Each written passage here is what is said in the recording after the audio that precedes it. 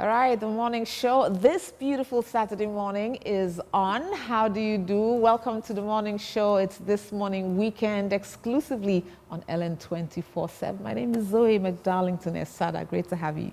And I am Tahila Debbie Obole. And I am Olasumo Kurumi. And it's a beautiful Saturday morning today. Yes, it is. You ladies are looking lovely. Thank you. You too. It's the kind of Saturday for weddings, isn't it? Yes.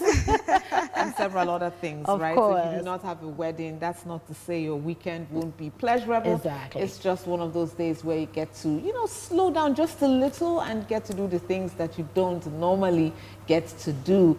But for us, if you've nowhere to go, You could just stick with this just stay with channel. us, because Exactly. we have what you need right now. We have this beautiful lineup, this beautiful program for you, for your pleasure and for your delight, and it's going to be really, really exciting. We've got a whole lot lined up for you this morning. So how about we go straight into it and let you know what will be coming up next on the program this morning. So coming up, in the news, the late Chief of Army Staff, Lagbaja, buried amid tributes as President Tinubu confers on him posthumous CFR honors.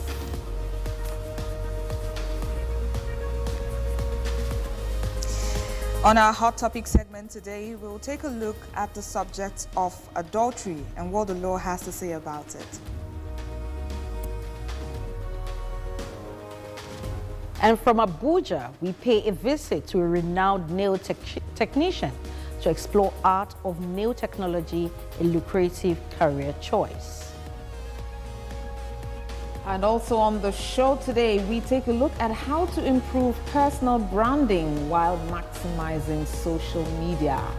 So you can see that it is a full and loaded program. There are lots of other goodies on the side just to make sure you have a well-balanced 5-course meal. All of the beautiful things that come with it. So once again, welcome to the morning show this weekend, and do stay with us.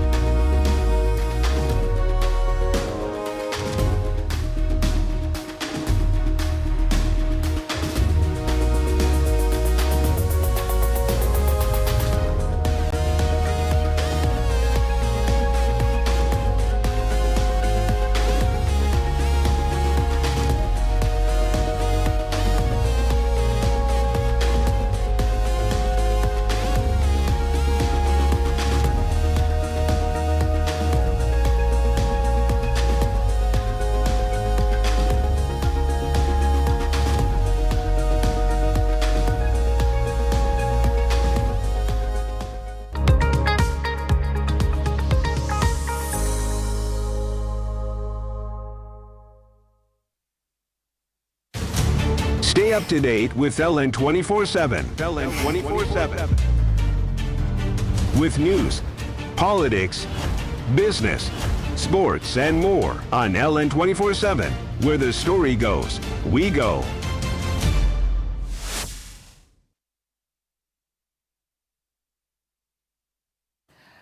All right, thank you for staying with This Morning Weekend. Let's take a look at some news stories that have been trending or are still trending. We start off with this rather sad one. The late Chief of Army Staff, the Lieutenant General Taoreed Lagbaja has been laid to rest in Abuja, ending an illustrious military career that spanned decades. The burial took place at the National Cemetery in the nation's capital, marking an end to 2 days of funeral rites that started in Lagos earlier this week. Lagbaja's casket, draped in Nigeria's green and white colors, arrived at the cemetery around 3 p.m. local time in a white funeral wagon after a funeral service at the National Christian Center in Abuja. Several dignitaries attended the event, including President Bola Tinubu, who described the appointment of the late Lagbaja as one of his finest decisions since assuming office as Nigeria's leader. He thereafter conferred a national honor on him. And you know, it's really sad. I do think that Nigeria has really lost a rare gem, you know, losing someone like him. I remember when he was appointed newly, you know, he was always full of zest. Of course. You know, he was always rallying his troops. He was always with his troops, you know, telling them they need to, encouraging them, you know, spurring them on and letting them know the importance of what they're doing, you know. And when I thought about it this morning, I couldn't help think, could he have known that he was already dying? I don't know, you know, we're just speculating here. know, but when someone does certain things as if they know that they just have time, a short exactly, time to make see an them, impact. Absolutely. Yes. You see them, you know, they're more animated in everything they do because they know that this is the only time they kind of have on earth. Exactly. We don't know if that was the case, but well, there is the possibility because it was said that it was cancer. he's been ill, yeah. So probably he would must have have been been a on while. treatments Yeah. and all of that. But this is quite a sad one indeed. Quite a It sad is. one. He definitely will be missed, and his troops especially will miss him. The country will miss him, and yeah, what can we say? It's one of those unfortunate realities of life that you know, you have to deal with. You know, condole with the families of the deceased, the wife, the kids. You know, they're probably hardest hit. And us as a country, of course, earlier last week, you remember that we had the flags flying at half-mast, yes. Yes, remember the Inspector General asking all his officials to wear black bands, armbands. yes. So, you know, in a lot of ways, the nation is still honoring the departure of this gallant soldier. A gallant soldier indeed. All right. Okay, we move on now to the next story. In the meantime, President Bola Tinubu on Friday urged all stakeholders and the electorate in the Ondo State off-cycle governorship election to uphold peace and decorum as they carry out their civic responsibilities without fear before or after the exercise. Tinubu, in a statement issued by Special Advisor on Information and Strategy, Bayo Ononuga, said he expects a democratic process in the state that will genuinely reflect the people's will and power to freely choose their leaders. He commended INEC for its diligent preparations for the election, particularly its timely distribution of sensitive materials across all 18 local government areas in the state. He also acknowledged the deployment of security men to maintain law and order and ensure a credible electoral process. Yeah, as an off-cycle election in Ondo State. And not just Ondo State, there is a local government election also holding in Ogun State. Absolutely. Yeah. I think, you know, the way that elections have been staggered, either local government elections or off-cycle governorship elections, it's just, you know, it gives the appearance as if we've been having elections. Elections all through, yeah. You know, with all the intricacies and everything that comes with it.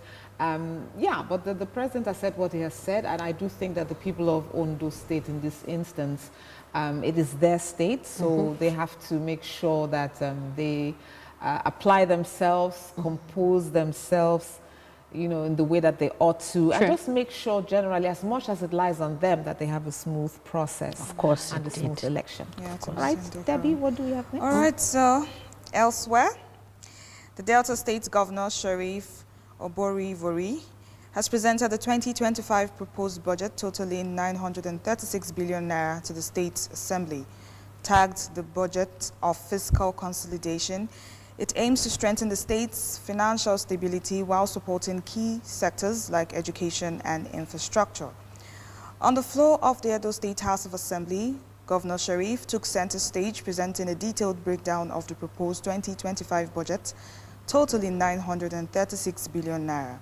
He outlined recurrent expenditures at 348.7 billion naira, or 37.25% of the budget. Meanwhile, capital expenditures will take the lion's share, with 587.3 billion naira allocated to infrastructure, development, projects, and economic growth initiatives. After the presentation, he emphasized his administration's commitment to creating a lasting legacy of development and growth. This report has more.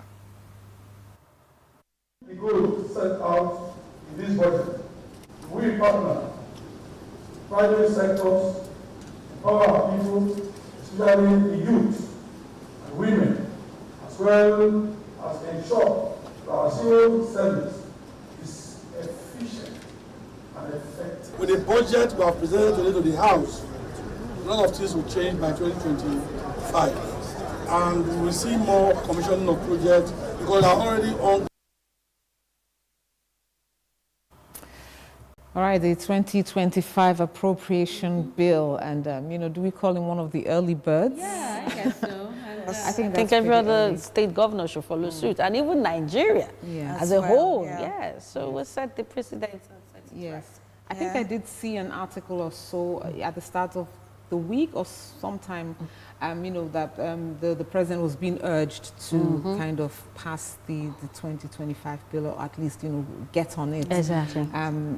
So we know the story of appropriation bills and budgets. While that is a good thing, as early as it can come, it would be good to know that you're working with a budget. Exactly. And I do think that submission of budgets or drafting of the budgets has never really been our challenge. What has been the most challenging is the implementation of the budget. We have series of budgets that were never implemented, they were never really followed through, and so you just have a lot of backlog that no one really monitors, no one asks, once the year is over, we're done with that, and then everybody then a new administration comes in and all. Yeah, so like you said, implementation is one of the things that I had in mind when I saw the story. Yes. Because as much as is good, we talked about infrastructure, we talked about education, which are very important things. So it has to be followed through till the latter. So if you're saying 935 billion naira, okay, let's know that every naira is every kobo actually is spent on the things that you said is going to be spent on, because that's only how we're going to move forward as as a nation. Indeed. So as our governors, go ahead to submit the appropriation bills for the coming year, implementation is also key. In fact, there should be mechanisms on the ground to ensure that budgets are followed through. A lot of times we have budgets, then we have supplementary budgets. Exactly, and follow through. So we had a kind of situation just in this outgoing year where there was another supplementary budget, and ever since that has been passed and the money is released for it, what is the accountable the accountability? Can you give a record of how monies were expended? And let's see the project that was really carried out in the process. And it's not too much what Nigerians are accessing. It's not too much. Okay, we have one more story on this segment now, and that takes us to education. The importance of collaboration between universities and industries in ensuring successful career placements for graduates took center stage at the 2024 edition of the University of Ibadan Career Fair. The fair, held at the UI International Conference Center in collaboration with Aradel Holdings, which is an integrated energy company, as well as other stakeholders, aimed at keeping the university connected to the job market. Speaking the convener, UI Career Fair 2024, Dr. Olutoyin Fashaye, said that the fair aims at bringing graduates out of the enclaves of theory to rub minds with the big players in different industries and to tap into available opportunities. She added that the fair would be expanded to accommodate more tech giants and fintech organizations due to numerous opportunities in evolving technologies. Let's take a listen.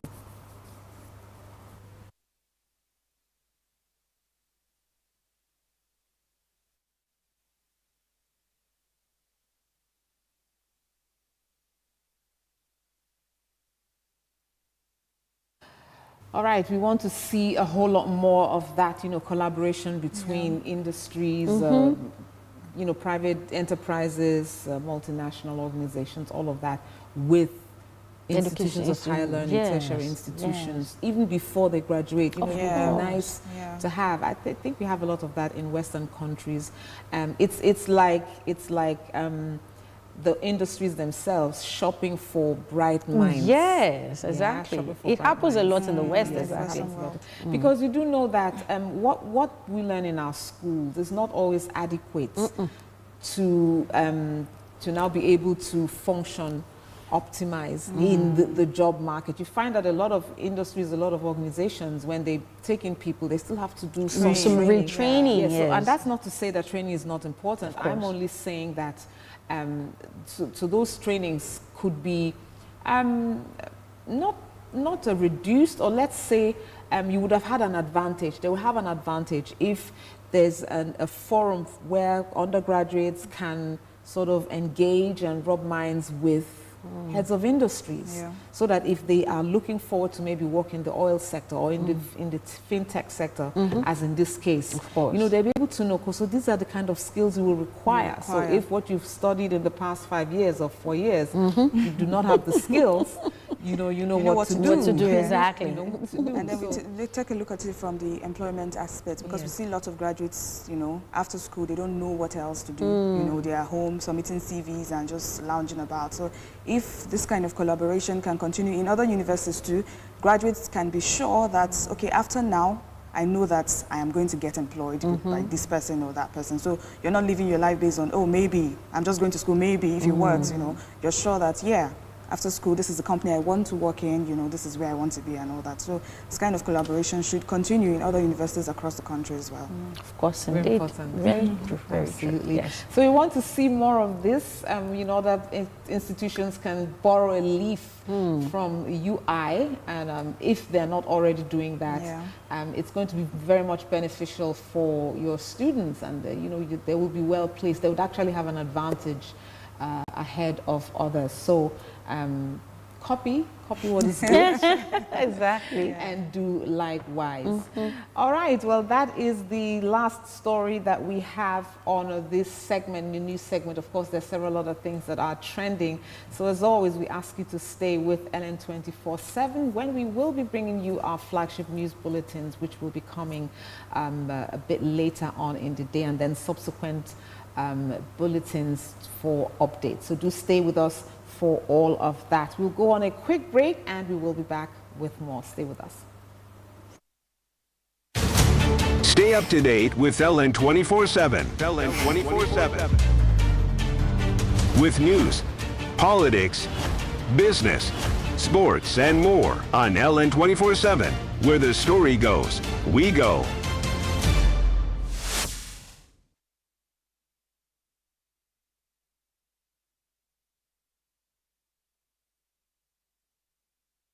What makes the political system what it is today? What are the recurring issues? Order. The tussle for power. An extremely problematic area. The tension. The instability of the system.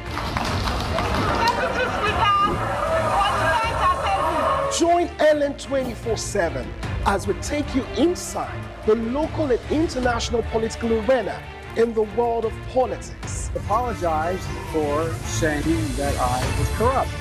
I'm not here to call out his lies. Everybody knows he's a liar. Watch politics now on LN 24/7.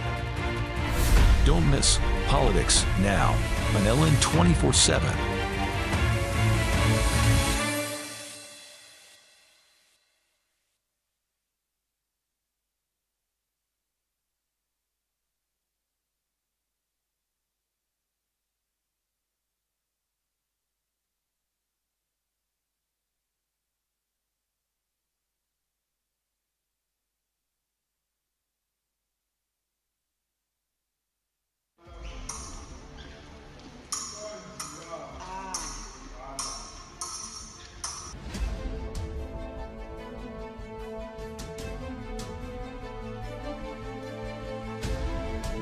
Today is the National Fencing Championships Junior category. It had in attendance young fencers within the age range of 8 to 14 years. There were also family members as well as friends who were present to support and cheer them on. Displaying their skill, they engaged, parried, some won, others lost. So far, I've faced 5 opponents, and they have been challenging, but I've overcome all the challenges that has come. Soon I'll be going for the knockout round for under 13. I actually got into the semi-finals right now, and I've just beat the first person on the leaderboard, and I'm very happy. But there were some things I need to work on how I do my posture, and how I attack, and how I go back on guard. The first time I did fencing was at school, and I saw that for extra activity there was even fencing. I was really curious because it's a very neat and beautiful sport, so I wanted to try that. When I started doing it, I was not really the best. So at that time there were not much fencing competitions happening, so I was just training consistently, and then all of a sudden everything just started to go right, and fencing competitions were there here. Fencing is a combat sport which comprises sword fighting and which traces its roots to the development of swordsmanship for duels and self-defense.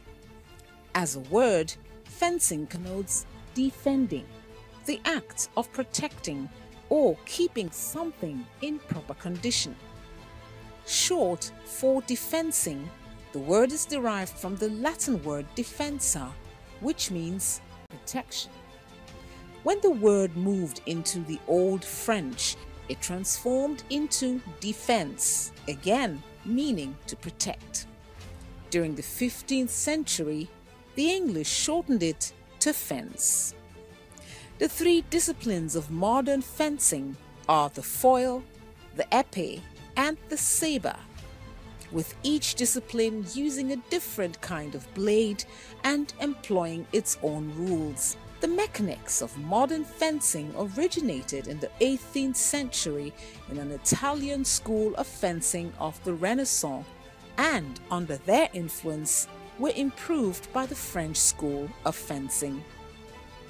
The shift towards fencing as a sport rather than as military training happened from the mid-18th century and gained prominence near the end of the 19th century as a modern sport, while it is based on the traditional skill set of swordsmanship. It gives you the same physical benefits as every other sport does, but with the additional benefits that you get from fencing you don't get from other things are things like balance. Very, very good because of the posture you're constantly in. It helps with your balance, even your core muscles, because your upper body moving forward, backwards, it helps you with that, to build that. So it's all very good for your balance. Also, coordination is very, very, very key. If you pick the average 5-6-year-old child and you throw a ball at them, they can't catch it. It's because of their eye-hand coordination, the fact that they can't just coordinate their eyes and the timing of the catching. So those are some of the things that it helps, because fencing focuses a lot on eye-hand feet coordination. In fencing clubs and academies around the world, fencing is about discipline, self-improvement, and camaraderie.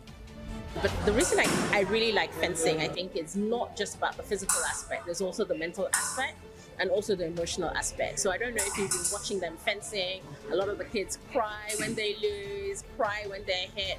And it's really important for them to learn that resilience, right? In the face of disappointment, what do? Do you just shrink into yourself and you don't do anything? Or do you dig yourself up and you try again? So for me, that's been really important for her to learn that resilience. And she can use that in school, like if she does really badly or whatever. And I've found that even in school, when she's had like challenging results or whatever, she'll cry for a minute and then she'll think, okay, what do I need to do to improve this? And that's a really great skill to have at 9. I don't think I had really developed those skill sets until I was in my 20s. So I'm hoping that means that she has like a lot more opportunities to do great things and not be disappointed by like the one-off upset, basically. First and foremost, fencing is a game, and children, as we know, like games. And then also, mentally, it keeps us on our feet, keeps us calculative, because you outsmart your opponent. Fencing is about the sportsmanship. There's sportsmanship in fencing. There's finesse. It's a choreograph. The step that we take, we come on guard, from the posture. The mental ability is key. The fact that you get to train these kids about not giving up.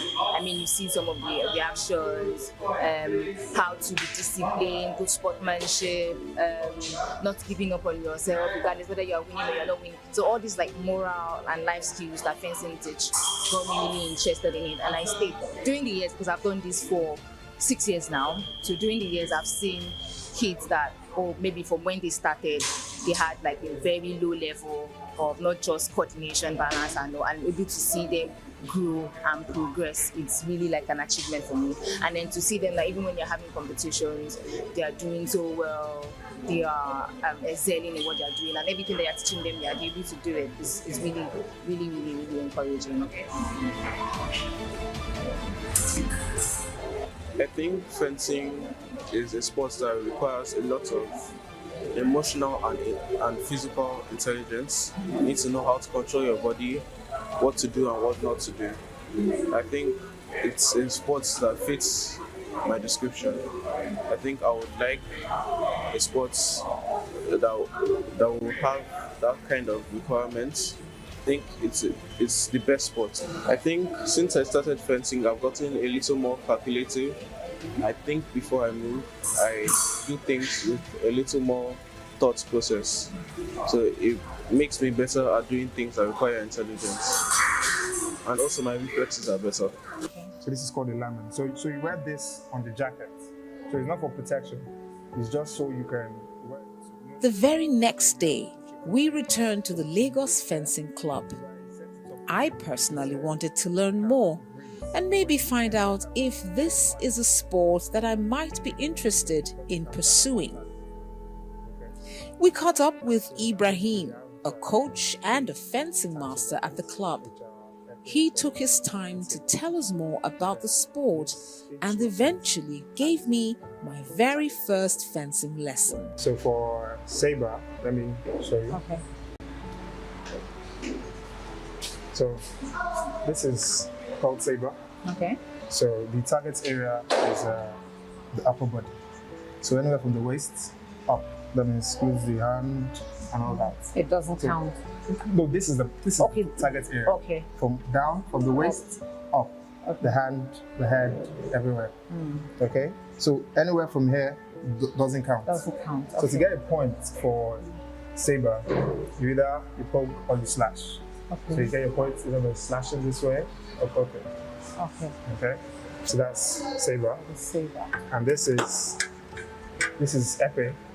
So épée, the target area is the whole body.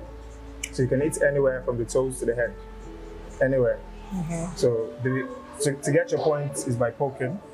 This isn't the electric, this is a practice blade. Okay. So to get the points, you poke your opponent. So when you poke, it reads on the scoring board. Yeah. So that's how you get your points. So this is foil. So foil. So for foil, the target area is only the torso. Okay. So here, so the hand is not there, the hand doesn't count. The head doesn't count, the leg doesn't count. Okay. So only the torso. So if it's anywhere else, it doesn't count.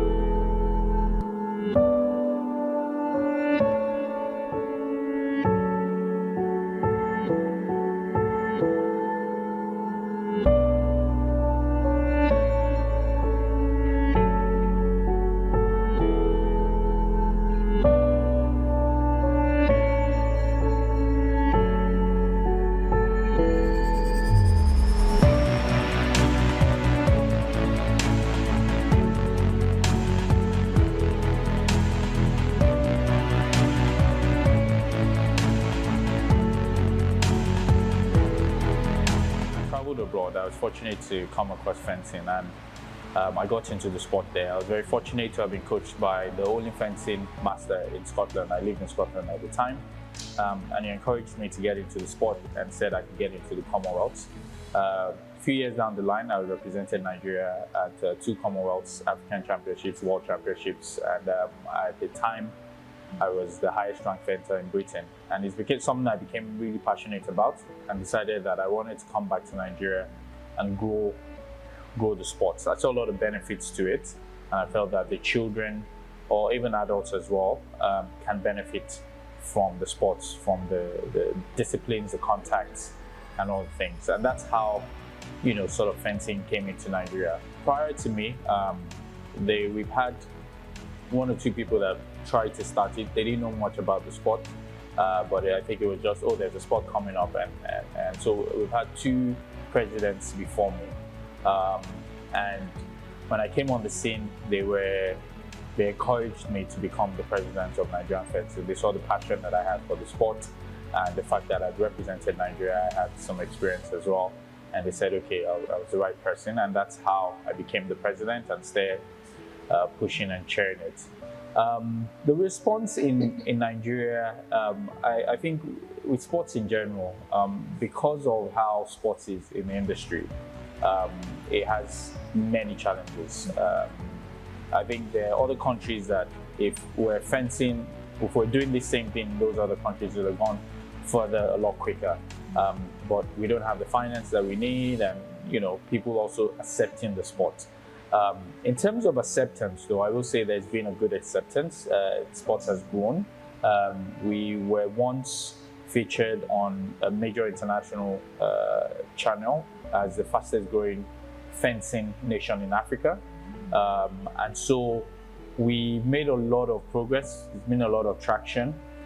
As Nigerian Fencing Federation, some of our major highlights is that we have, when I came in, we had one fencer in Nigeria. To right now, we have about 400 active fencers. When I mean 400 active fencers, people that fence every week. Not the total number of fencers we have. We have a lot more, but people that we can say fence every single week. We have hosted many domestic tournaments, and more impressively is that we've hosted international tournaments. We've hosted 2 African championships. We've hosted a World Satellite tournament, which accumulatively have brought in over 30 plus countries and 500 athletes, 40, 50 Olympians to Nigeria. So these are some of the major achievements that we've had. And the sport has just grown since then. We've encouraged a lot more people. We're in lots of private schools at the moment, and we work with Suburb, which is a state body for education in Lagos State, to introduce it to grassroots schools. We have done that in 8 local government areas. We've introduced fencing to over 3,000 children, and in that we have been able to award sports scholarship to 10 students from this whole program. So I think we've grown in the capacity that we can. We have a lot more. Our vision is a lot bigger. We still plan to do a lot more in the future, and we're just going as it is. The growth of fencing in the country is a testament to the dedication and passion of both the athletes and the governing bodies involved in promoting the sport. With continued support and investment, the future of fencing in Nigeria looks promising, and we can expect to see more Nigerian fencers making their mark in the global fencing community. As for me, I will need a few more lessons to really make up my mind. I guess time will tell.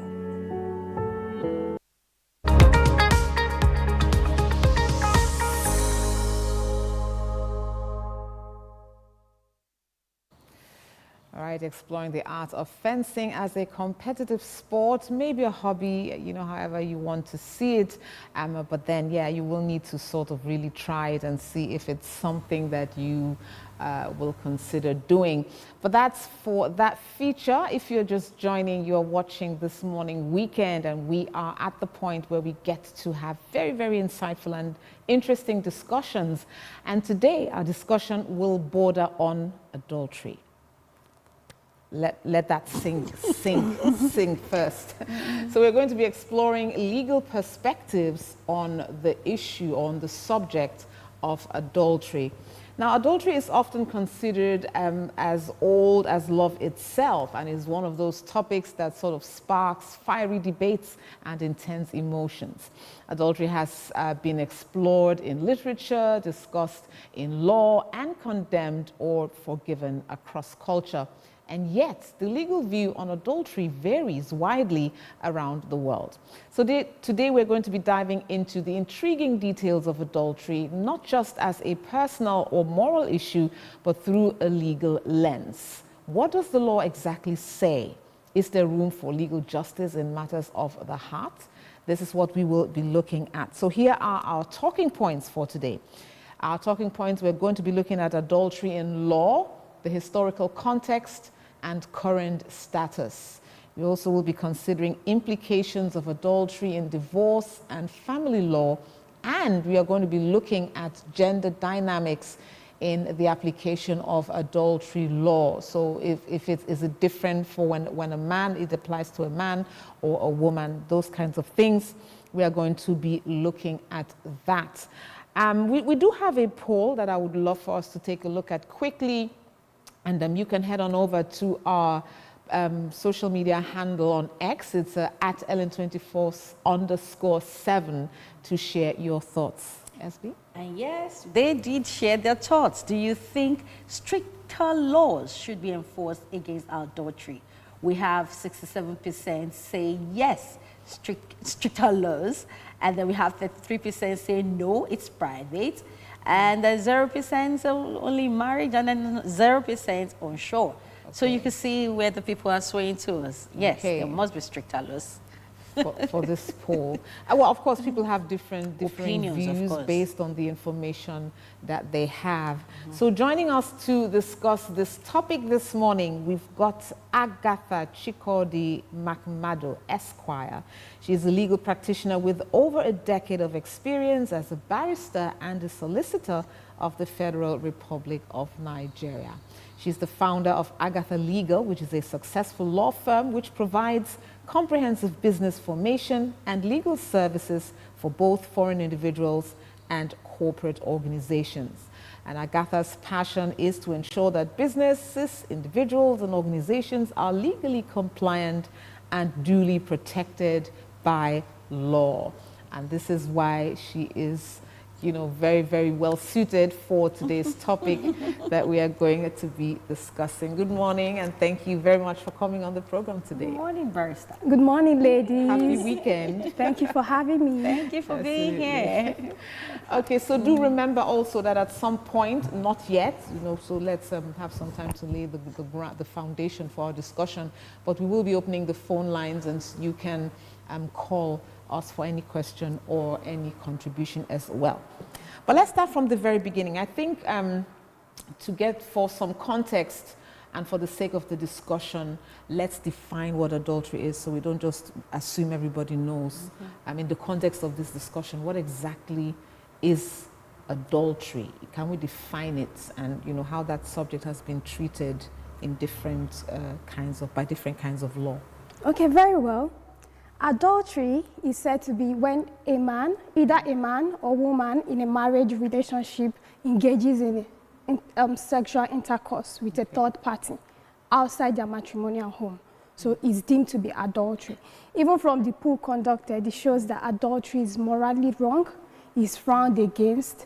Even in Christian believe that adultery is against the 10 commandments. So law sees adultery in two ways: adultery under customary law marriage and adultery under statutory marriage. So customary law marriage is any marriage conducted traditionally, Okay. outside the registry, outside the court.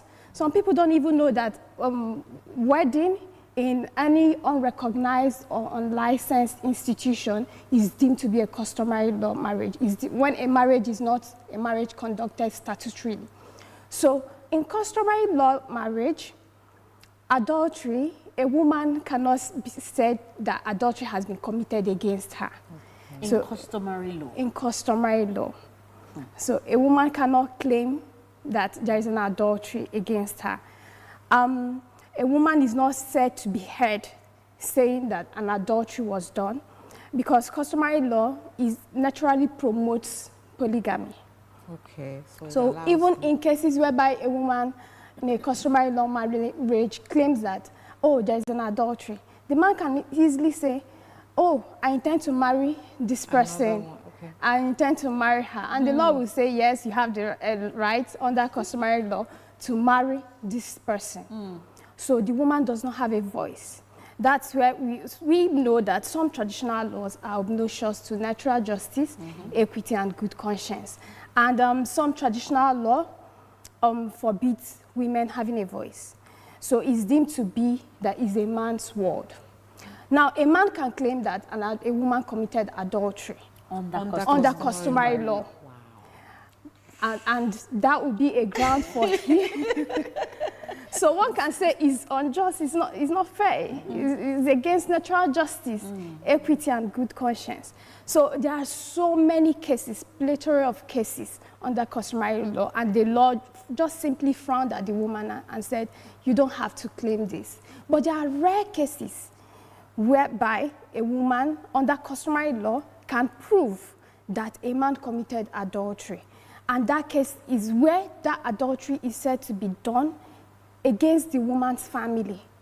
So if it's done outside the woman's family, it's not an adultery. Example, there was a case whereby a woman who married a man with her child. So the man is the stepfather of the daughter. Okay. So in the process of living, the man raped the stepdaughter. And the woman was able to prove that, yeah, this man raped my daughter. So the court looked at it that, yes, you cannot claim that you want to marry your stepdaughter, because traditionally you can't marry your family. So those are the rare cases whereby the law can say, yes, it was committed. In case whereby it has to do with the family of the woman, then if it's outside the woman's family, the woman cannot claim adultery. However, we thank God that there is statutory marriage, marriage under the Act, which is why we encourage women not to just limit their marriage ceremony to only traditional. Traditional is good, church is good, but ensure that you have a statutory marriage, which is mostly people doing the registry, is deemed to be a marriage under the Act. So in that case, either the man or the woman can claim adultery and be entitled to damages against them. So, however, now, adultery is one of the ways to prove that a marriage has broken down irretrievably. And there are so many ways, but Section 15 of the Matrimonial Causes Act was very specific on how a marriage can be claimed to have broken down irretrievably by adultery. It's only when either the petitioner proves that he finds it intolerable to live with. So saying that an adultery was committed is one thing. One might not be entitled to the damages. One cannot claim it if the other party condones it. So condonation in law is deemed to be when the party that is aggrieved forgives. And it happens in so many cases. So if there is condonation and the aggrieved, the respondent cannot say that he or she finds it intolerable to live with, because, okay, there is a case whereby a man committed adultery against the wife with a house help. So the woman, knowing this, she was still in the marriage, living with the man and the house help. So after like 1 or 2 years, she now came to court to claim that the adultery was committed and she finds it intolerable to live with. The court held in that case that there is no proof that you find it intolerable to live Because you with. continued in the marriage. Exactly. For more than a year. Exactly. You were still cohabiting with this person. So there are cases whereby you have to prove. In fact, the law is very hard proving adultery. Okay. Wow. Okay, we'll get to that. We'll get to that, because I'm really interested in you know, like navigating the intricacies of that. But I quickly want us to know how, like historically, right? How has legal views on adultery changed? Because when you started, you know, you said. First of all, we know that it differs, you know, from country to country, From culture to culture. From culture to culture. Then some have evolved, you know. Maybe they were not very flexible at first. Now they're flexible. So, can you tell us a bit about how the legal views on adultery have maybe evolved or maybe changed over the years, maybe in this country, you know? Is it better now? Is it more favorable for people who are seeking redress? Is it the same? You know, those kinds of things. Okay, it has changed in the sense that awareness is being made on how to prove adultery. And in a case whereby either the respondent or the aggrieved party finds it intolerable to live with, what that person should do. So it's not just about saying that this man or this woman is committing adultery. At that point, what you should be after is documenting this so that you can be able to prove beyond reasonable doubt that this adultery has been committed. Because if you don't prove, he who asserts must prove. And if you don't prove, the law cannot hold any judgment in your favor. So it has changed in the sense that the law still recognizes customary law, right? Now, the law is now making it clear that if you want to enjoy the benefits of marriage under the Act, you have to go a step further. Don't limit your marriage to customary law. Ensure that you are married statutorily so that you can be able to protect yourself and enjoy the benefits of one man, one woman in a marriage, which does not limit you to being in a polygamous situation. So what I would say in that sense is that knowing what to do, how to prove your case, how cases whereby the court has held in favor or against the respondent and claiming damages in respect of that, one must have to prove cohabitation, that this person who has committed adultery is living with the homebreaker, the adulterer. So one can prove that. One can prove through a birth of a child that, okay, this woman has a child and I'm not responsible. That's why everybody's talking about DNA. I saw a post, I think, by Don Jazzy saying that Thanksgiving, the money used for Thanksgiving now should be for checking of DNA testing. That's exactly. ridiculous. So when that is done, one can, obviously, if the DNA contradicts the other party, it shows that there is an adultery. Those are rare cases whereby adultery can be proved. All right. Now, this is quite an interesting topic indeed, and it seems like how often? Let me just go straight to the question. How often do you experience, adultery cases in our setting in Nigeria, and how are these, cases being? How are they addressed? Considering the fact that there is a difference in culture, background, and all of that. Can you talk to us about that? Yes, 70% of the cases I've handled whereby dissolution of marriage is being sought, the major reason for breakdown, for stating that the marriage has broken down irretrievably, is on the ground of adultery. Did you just say 70%? 70% is on the ground of adultery, and that the party petitioning finds it so intolerable to live with. In that case, it happened that it was in favor of my client, because my client was able to prove that the respondent has actually gone ahead to contract a traditional ceremony. So he was able to provide pictures showing that this woman, there is an introduction going, traditional rites going.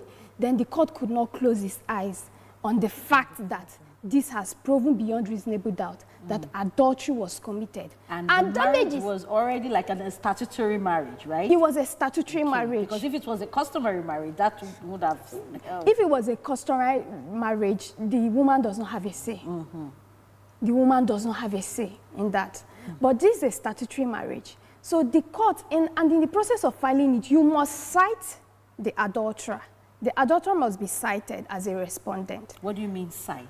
When you're petitioning, you will not only address your spouse who has committed it, you will also mention and address the home breaker, the other party. So to say the third party. The third party's name must be there. Wow. So there are technicalities involved in this, even in the process of proving. If you have documentary evidence, which we are now in a tech-savvy world, technology world, so many people's evidence is on charts, screenshot, electronic. And there is this case, I was representing the petitioner and we're cross-petitioned. So it happened, technicality was involved.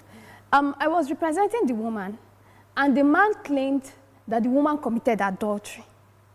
The man claimed that the woman committed adultery. And the man cited the home break, the third party's name there.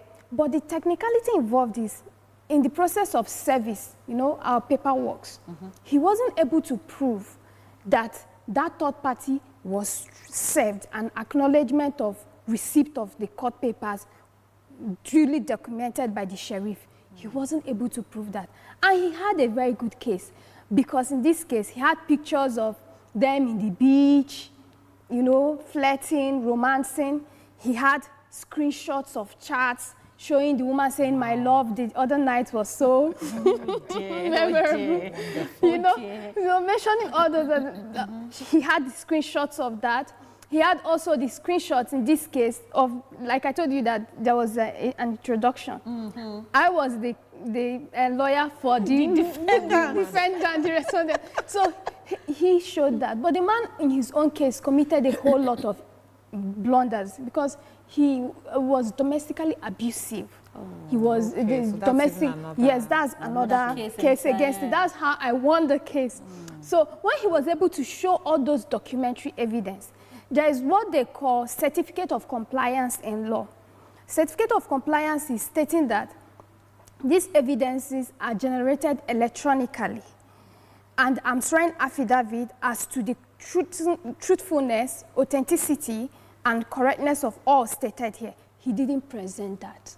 So when the law has mandated that you must present that, and if you don't comply with proof of service before the court, certificate of compliance before this court, technicality can make you lose your case. So the court closed one eye in looking at those documents that were so glaring, because the court said, what is the proof that you served this other party? What is the proof that, okay, these documents are correct? Authentic. Because we were trying to defend and all that. However, the court still recognized that as much as she's upholding that some compliances were not observed, is very clear through that introduction that the woman has gone ahead to engage in this person, there is adultery. In that case, the third party was awarded over 500,000 damages against the petitioner, the aggrieved party, for influencing or leading to the breakup of his home. So, but however, we also got over 1 million damages for my client based on what she suffered. Yes. So it was more of we winning more than, but because women, that draws me to the case you mentioned, Daddy Freeze. Yes. Because of the process of this court's dissolution of marriage takes a long while. Yeah. Some of them cannot stay away or be separated. They will have to engage in a relationship, and that's a trap. So when you engage in a relationship, you have to be very smart. As a woman, you have to be very smart as a woman about it, not to give out any clues or anything that evidence will show that you are cohabiting with this person. It's very clear. There are cases whereby they've separated. But because the marriage has not been dissolved. So the law can say it's bigamy, or in the case whereby you marry another person before formally dissolving another, subsisting marriage. So it's bigamy, and the other party can claim adultery because that other marriage has not been officially dissolved by the court. Okay. All right, at this point, we'd like to open the phone lines. Maybe you have been listening in and you've been intrigued by this topic, or maybe you do have some information already where we'd like to open the phone lines. Numbers are on your screen. Do call us and participate in this discussion. If you will, we'd like to hear your thoughts, or if you do have a question, you can also ask our legal practitioner in the studio here with us. All right, you want to continue? Yeah, you've really said a lot. Now, let's talk about, can adultery impact divorce settlements? You know, and if so, what kind of financial consequences? You just mentioned a case. Yes, you just mentioned a case, how, you know, the divorce and then the third party had to pay a particular sum, but the man had to pay even more. Can you talk to us a bit more about that? Yeah, so in the course of dissolution of marriage, the law has laid down what proofs that must be proven before marriage can be said to have broken down irretrievably. Adultery is one of them, separation is one of them, 2 years separation, desertion, that the respondent has behaved in such a manner that the petitioner finds it intolerable to live with. And the respondent has behaved in such a manner that that respondent cannot be said to live with that person. So if you're able to prove all these cases, then you can now start looking at settlement of property. Do we have any property? What have I contributed in the course of this marriage? And substantial evidence backing it up that if you have property together, it's always advised that gone are the days where couples purchase property and say Mr. and Mrs. this. You have to mention the names in full. In full. And when you say in full, can you be more specific now? Okay. Because some people don't think, I heard this recently, yes, that the names, the first and second names of both parties must be in the okay, document. so let's use the name John Okafor as an example. The man is John Okafor, the woman is Chom Okafor. And the documents will just have Mr. and Mrs. John Okafor or Mr. and Mrs. Okafor. It's not clear. It has to be Mr. John Okafor and Mrs. Choma Okafor. So in that case, the woman can be said to be a co-owner of that property. And even in cases whereby the woman, his name is not in that property, the law will look at it that she is entitled to have a portion of that property, because based on the course of the marriage, she has also devoted herself in children, if there are children, in support, spousal support, if she's able to prove that she has been there for this man financially or otherwise, or through emotional support and intimacy and all that, the court will look at it that, yes, the woman should be duly compensated. So in the case, the woman will be able to say, these are the properties owned by this person, and this is what I'm claiming. The court will reasonably look at it and say, based on this woman is entitled to this percentage from the property of the man. Okay, let's talk a bit about gender bias. I think you talked about it earlier when I squeezed my face, when you talked about the fact that under customary law, for instance, a woman cannot claim that adultery has been that she cannot claim that adultery has been committed against her, whereas a man can do that under customary law. So talk to us a bit about what you have observed as regards that. Is it the same for the other, what was the other, the statutory law, or so tell us a bit about the dynamics when it comes to gender, or who is involved, or who is the one claiming that adultery has been committed against them, and how that impacts the case or the outcome. So things are evolving. So for the court to give a verdict, the court will look at, is this repugnant to natural justice, equity, and good conscience? As much as traditional customs and law makes it that the man is a man's world, the court will still look at some cases that this woman should not be treated unjustly or unfairly. Like I said, the customary law is not fair to women. I have to be very vocal, because in that case, a woman cannot claim that adultery was done against her. But a man can claim with his full chest that this woman committed adultery. The man can marry as many wives as he wants in that context under customary law. But in statutory marriage, a woman has equal rights as to the man.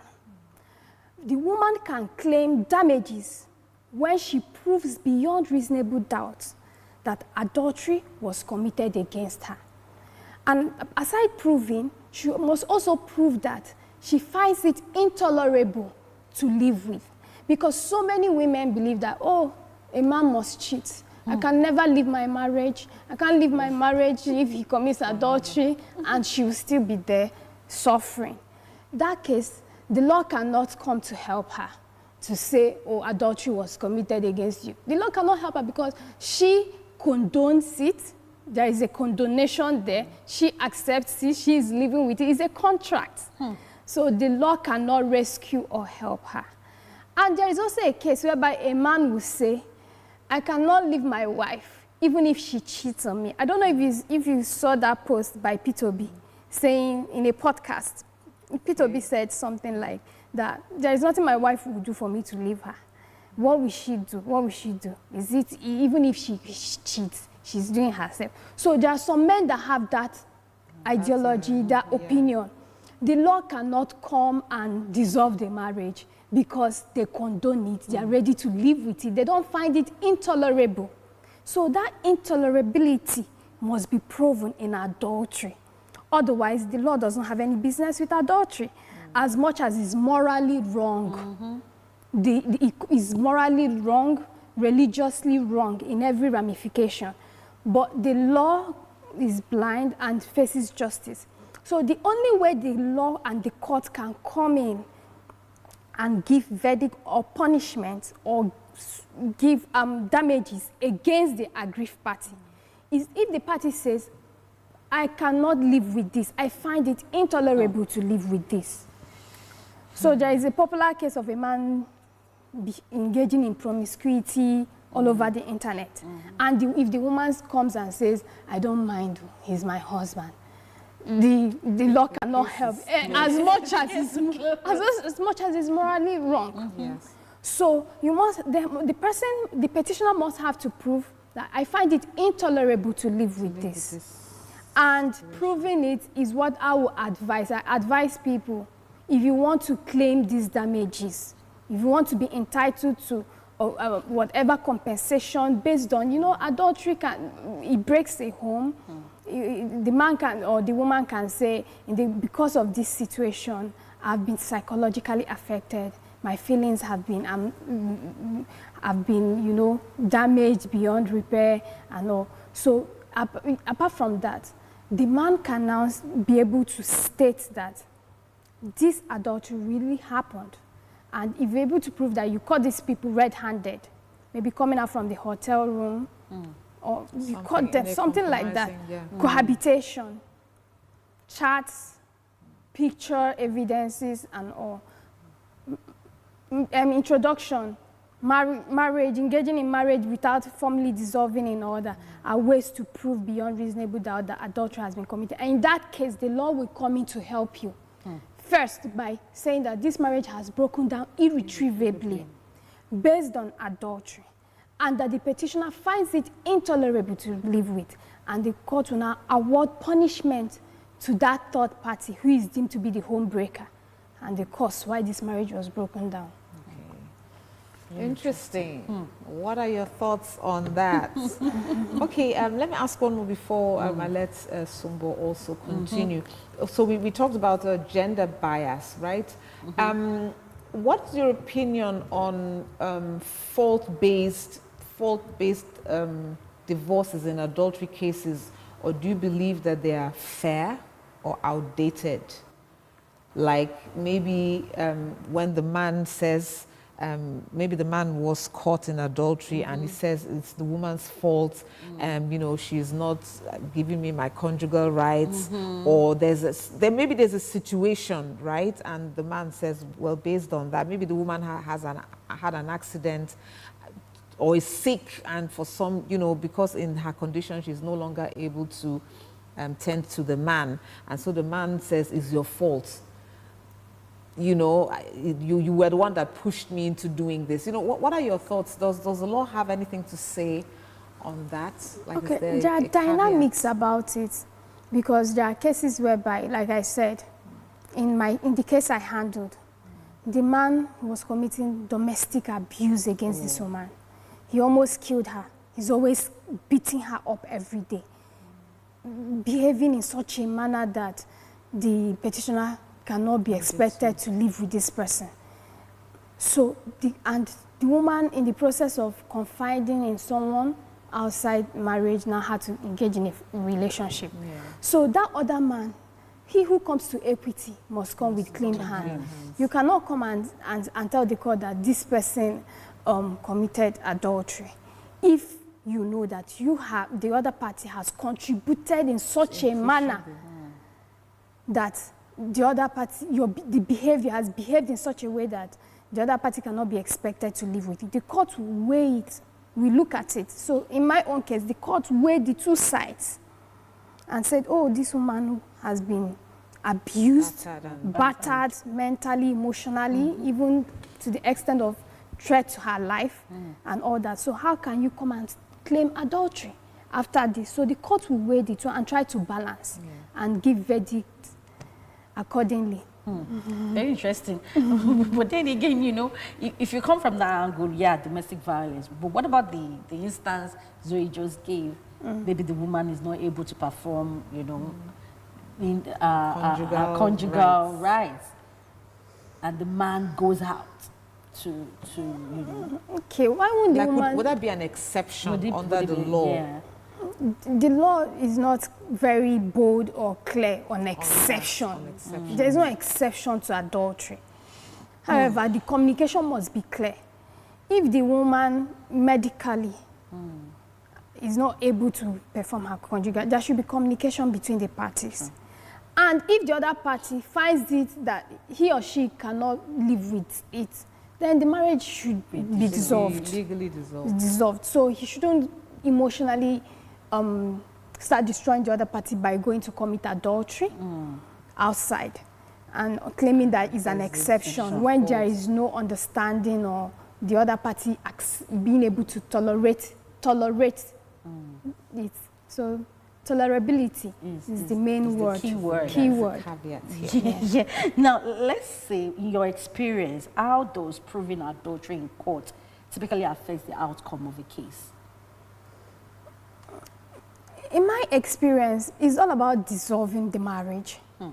So if any party is able to prove beyond reasonable doubt that this adultery has been committed, the court will take it as a ground for dissolution, that the marriage has broken down irretrievably because the other party cannot live with it, finds it intolerable to live with it. So on that ground, the marriage will be dissolved. Okay, and the party that caused this will be punished and damages awarded. Okay. So in the case of the freeze, I heard it was in millions, 10 million or so. Yes, it was. So you're saying that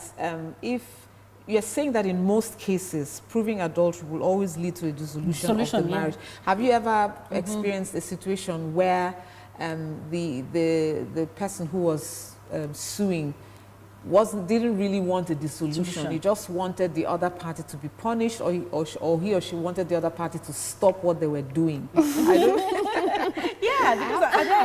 exceptions. I felt the same way too. So, you know, it's not that I want the marriage to be dissolved. I just want you to stop what you're doing. So if I'm using can I use legal means to compel you to stop what you're doing and maybe have you punished? It's a smart question, and you know, yes, it happens in law. However, the petitioner will petition for judicial separation and now request for order of the court to give an order preventing this third party homebreaker to desist from interfering in my marital relationship. In that case, everything boils down to the petitioner. What does the petitioner want? The court is not a Father Christmas. Okay. Very interesting. That is understood. Okay, yeah, because you mentioned something at the beginning, or rather in our introduction, we talked about, you know, especially in these climes, many people believe it's a private matter. The court should not be involved. You know, it's either they resolve the issues, or if they can't resolve it, well, they find a way. So, do you think really that when it comes to adultery, it should be a private matter? Do you think that it is right for the law to come in, or you feel that this is one of the things you would rather have the parties resolve the issues themselves? What are your brilliant question. As a matter of fact, the court is not even interested in dissolving marriages.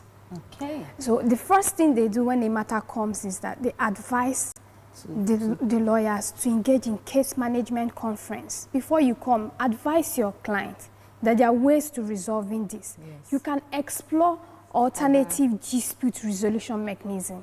You can talk to your client. Yeah. So the law mandates us lawyers not to quickly rush to come to court to start filing petition. In fact, we must have to certify in a document that we advised our client to explore alternative other resolution mechanism so that the matter is not escalated.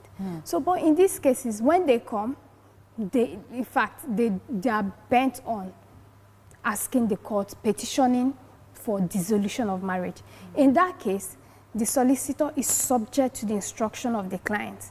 So as soon as the matter goes to court, it's now a public document. There is nothing like private. It's a public, anybody can view it, anybody can request search and go and look at it. It can be anywhere online because it's a public document. So there is room to make it private before it's escalated within the solicitors, the lawyers. As soon as the matter, well, there are cases whereby the matter has started in court and the man wants to withdraw. It has happened times without number. Or the woman wants to withdraw to say, okay, I'm withdrawing from the court handling this. We want to explore settlement, out of court settlement. So there are many cases like that. That in halfway, they say, please, let's explore out-of-court settlement. Is there such a situation where maybe both parties could face some kind of punishment for maybe wasting the court's time? You know, like after all that rigmarole, you now say, okay, we don't worry. Yes. So is there there are so many cases like that.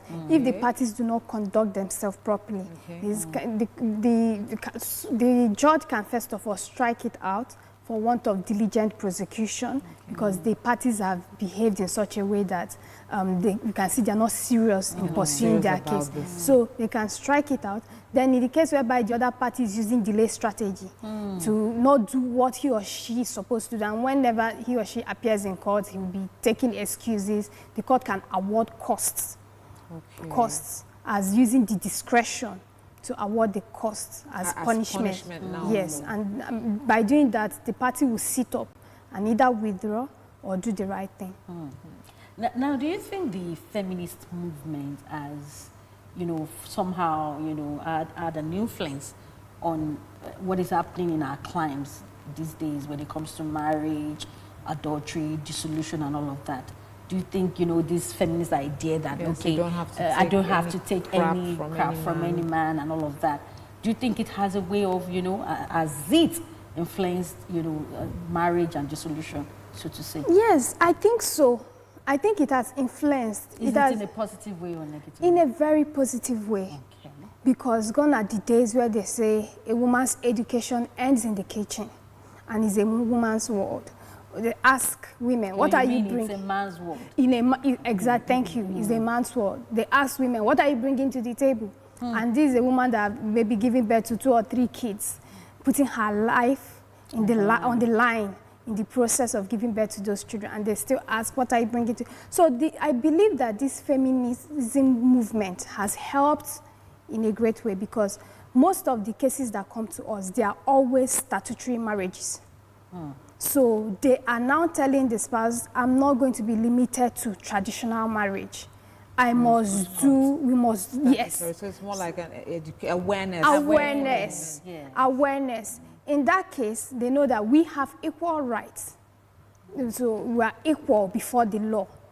I can claim damages, you can claim damages. It's not that it's limited to you are the only one that can claim, and I'm deemed to not to have a voice in this marriage or have an opinion, or I cannot contribute substantially. You cannot inherit anything from your father. So feminist movement has indeed improved the way law is being sought and practiced in our country. Very interesting. Very interesting. Okay, we still have a few moments to be here. If you're going to call and let us know what are your thoughts, or you have questions on this very interesting. Okay, we understand that we have quite a number of calls coming in, but they are dropping. Okay, networks, please, Precious would say, please be kind to us. We'd really like to hear your thoughts on the issue and what you think. If there should be maybe an amendment. I don't know. I mean, you know, the law can be amended, I suppose, in certain instances. Maybe a level of awareness, so to say, because I don't think a lot of people are aware of, you know, all these laws and how they can really go about, you know, maybe trying to like seek redress when a party has been felt cheated in the marriage situation. So talk to us. Do you think people are really aware? Do they really know what they ought to do, even if they are not seeking dissolution, like you rightly stated out, clearly stated out a while ago.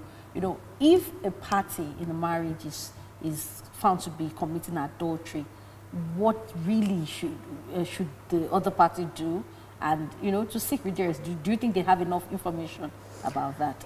Yes, the first thing I would say is that we have to keep sharing knowledge, keep creating awareness, so that we are not limited to customary law. We are not limited to traditional law.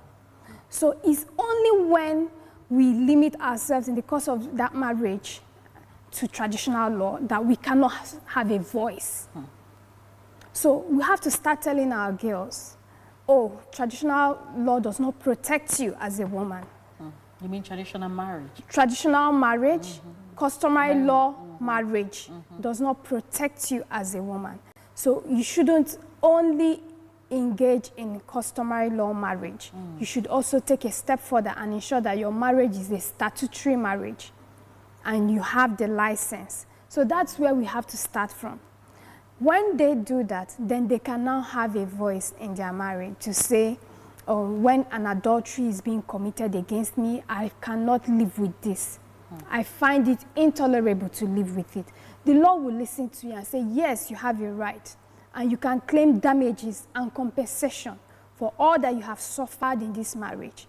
And for the person that has come in as a third party, as an adulterer in this marriage, the law will have to punish the person and also give award cost damages against that person. When you say punish the person, I'm a bit curious. The third party, what kind of punishment goes together? So for now, what the court is doing is financial, monetary damages, monetary costs, which is very... Somebody cannot say, I'm arresting the third party. Yeah, so is there a possibility of jail time for the third party? Yeah. Like I said, for now, it's monetary damages. Monetary damages. But the monetary damages can be very heavy. So if you fail to pay the monetary damages, the contempt of the court, then jail term can come in.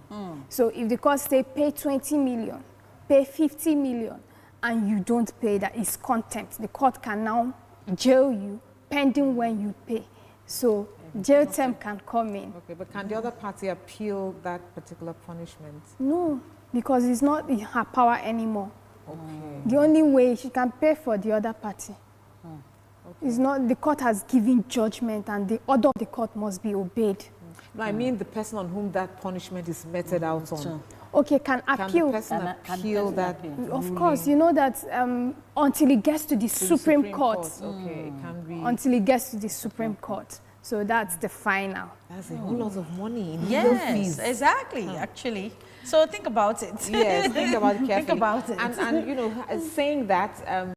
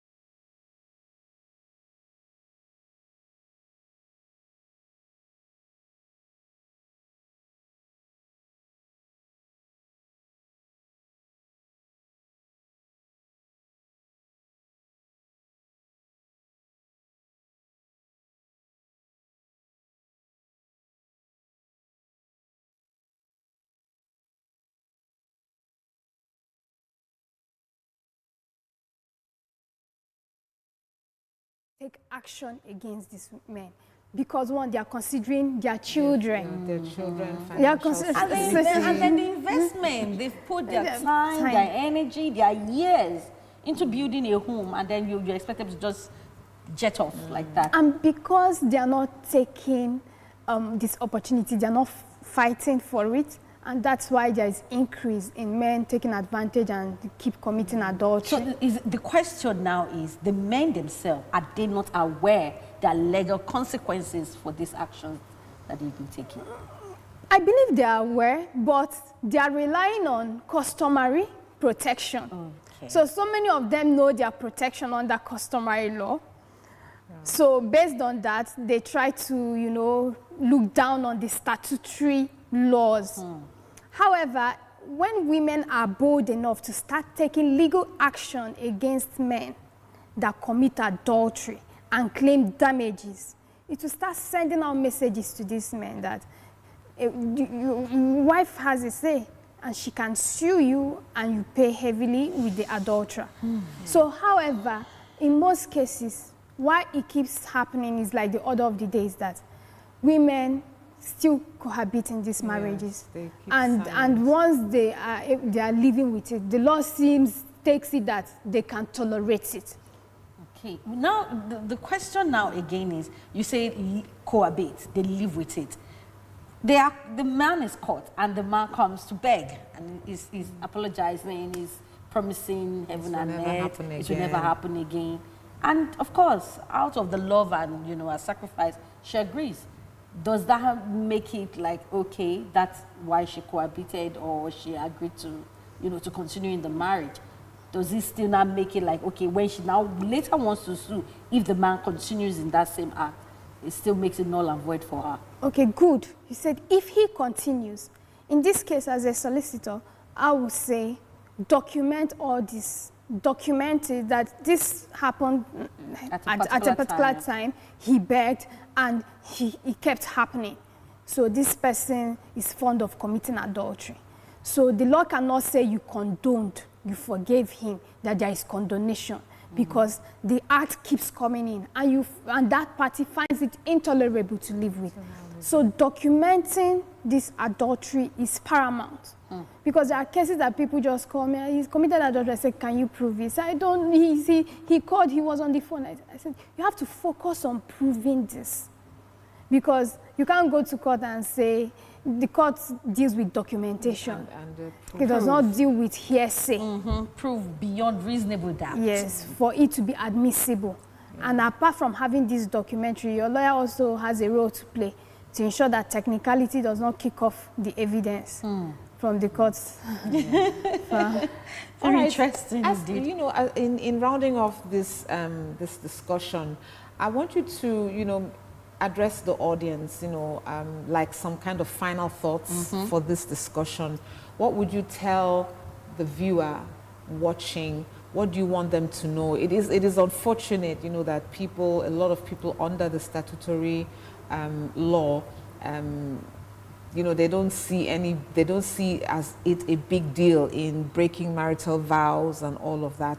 But what would you tell the viewer as regards this matter? What should they be aware of? What should they be conscious of? What should they know? In rounding off very briefly. Okay. In conclusion, as much as the customary law promotes polygamy in marriages, there should be communication between the spouses, because there are spouses that contract their marriage under customary law, yet they want to do the right thing. The society frowns on adultery. Adultery is morally wrong. Religious-wise, adultery is wrong. The law also frowns on adultery based on the statutory laws. So I would advise the aggrieved party to ensure that you're able to prove that you find it intolerable to live with. And you have documentary evidence to prove that this adultery was committed against you. Then you can file an action in court. Well said, well said. All right, thank you so much. I think these sorts of discussions should be had regularly, and so that people will begin to really take more seriously the institution of marriage under any given law. And like you rightly said, communication is key. If you have earlier agreed, you know exactly what you're getting into, then that's a different case. But if both of you know that you're sort of held accountable in that way to the law, then you also are going to have to abide by it. We did have the pleasure of talking with, give me a second so I can find it, yes, Agatha Chikodi McMado Esquire. She's a legal practitioner with over a decade of experience and a barrister and the solicitor of the Federal Republic of Nigeria. And she, helped us answer a lot of questions. A lot of questions indeed. And gave a lot of information. Thank you so much for that. I appreciate you for having me. We hope to have you back soon to talk about, some other issues of the law by way of education, so that people will know better before they take certain actions or before they do certain things. They know about the legal implications of what they're doing. So thank you very much for coming. You're welcome. Absolutely. All right, the morning show now continues. We will be heading over to Abuja. And in Abuja today, Dorothy did take a visit, or rather paid a visit to a nail technician, just to kind of find out what that is all about and how that become a veritable career choice. So we are heading on over to Abuja while you stay with us.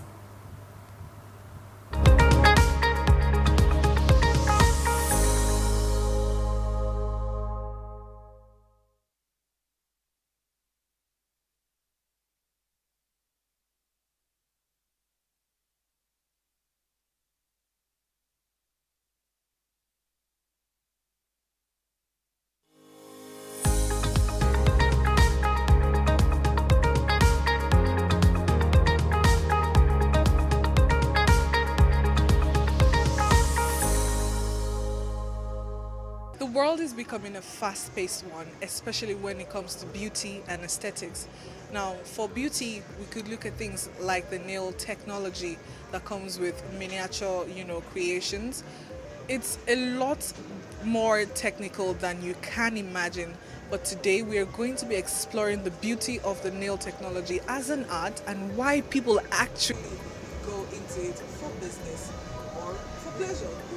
Well, joining me today is IJ Nail Empire, who is a renowned nail technician here in Abuja, who has found joy in what he does, making money off of it, and of course making ladies look extremely beautiful. So today we're going to journey into this beautiful world of aesthetics, beauty and elegance. Let's get into it. My name is Dorothy Monday and this is Abuja's Dialogue.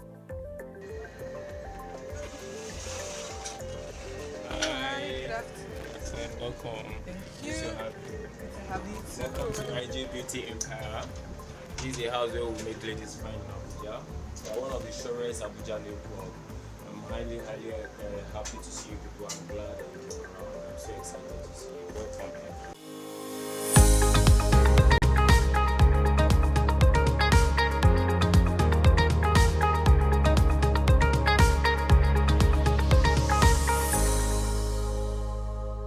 Tell us about the idea of you getting into the nail tech industry. What inspired you? Just basically a summary.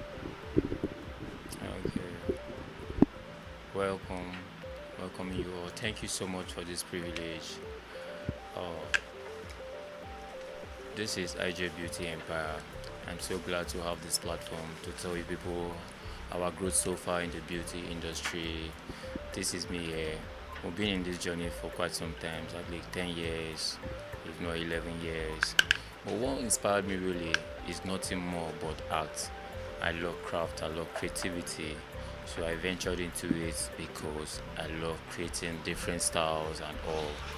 I started this business when I was pretty much younger, but now I think I'm older. Yes.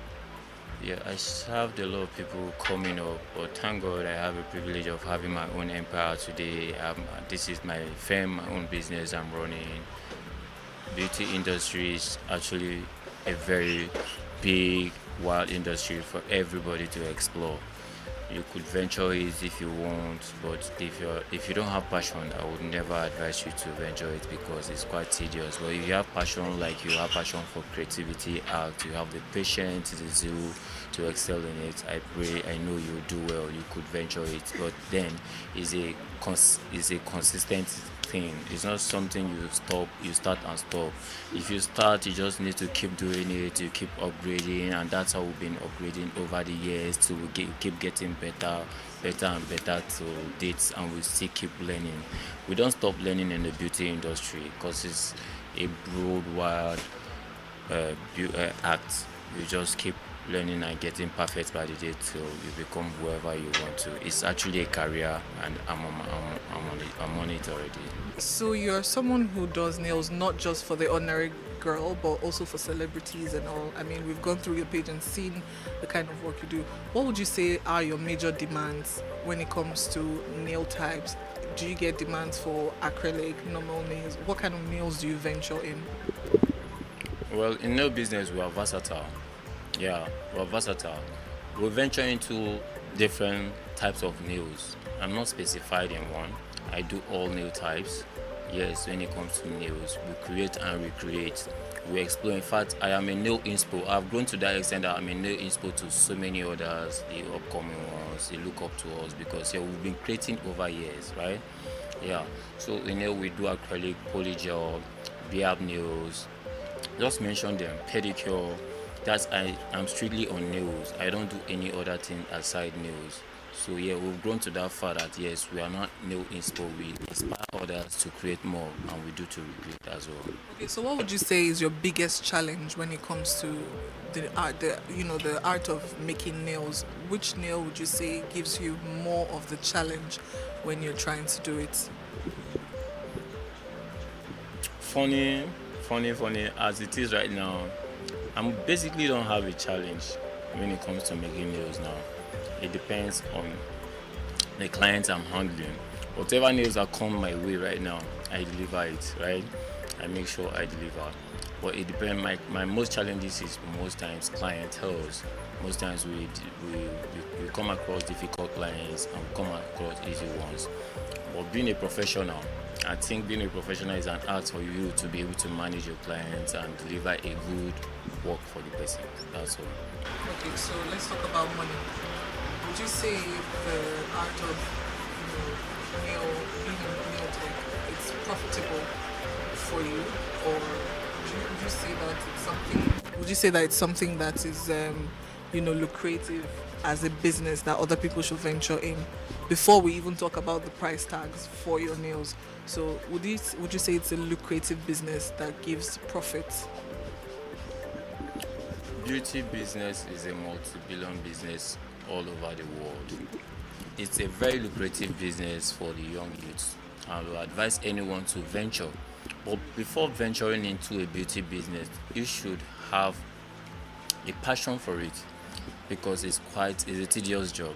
It's a quite serious job. So if you don't have passion for it, I don't think you would excel because the stress that comes with it might make you back off, right?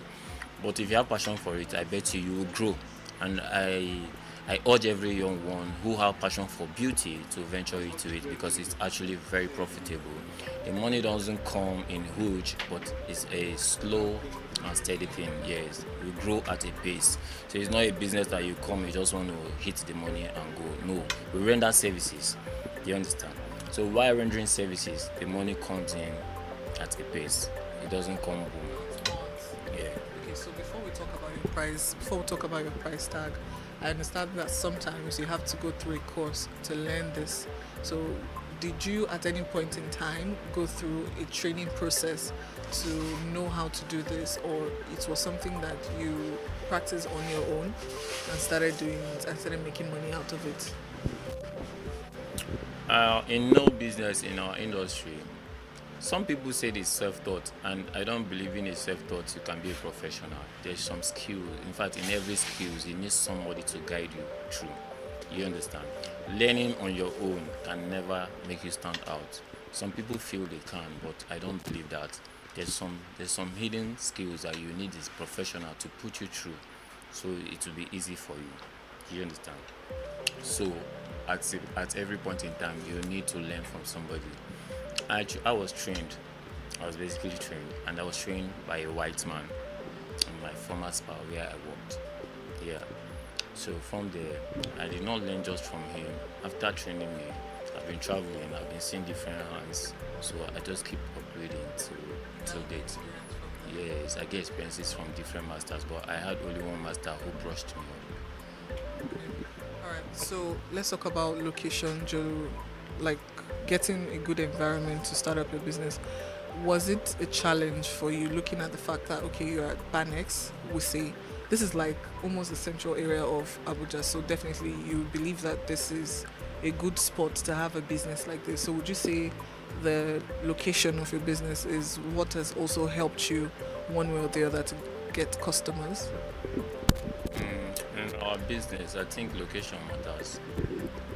Depending on your clientele, so you must have a vision and the kind of people you anticipate to work for, right?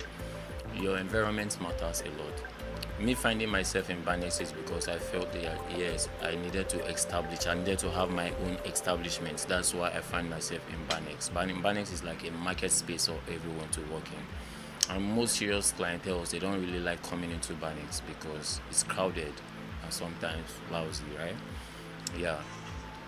If I had my money, I would love a spacious place to work, right? Spacious, quiet place, because I already have my platform. Or for the fact that, yes, I'm a beginner and I needed to grow. I needed the market square where I could pull more crowd. And me finding myself in Seto, I think I'm just privileged to find myself here. And here is a good target for me. It's a good market target for me. Okay, so you mentioned something about clients not wanting to come to an environment like this. So definitely it means you provide home service as well. Yes, we do. I offer home services as well. I go to people's house. So now let's talk a little about your price tag. For people who would want to patronize you or like come to, do business with you, what would you say your price tag is like for them? You mustn't exactly give the exact figure, but a range.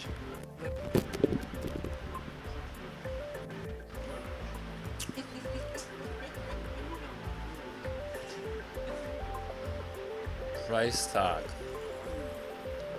We all know beauty is expensive and nail is actually luxury. Nails is not affordable. It's not an affordable stuff, right? Nail is luxury, so nails are expensive. You get my price tag. I think the lowest nail I charge. My lowest nail is 12,000 naira. So from 12,000 upwards, yes.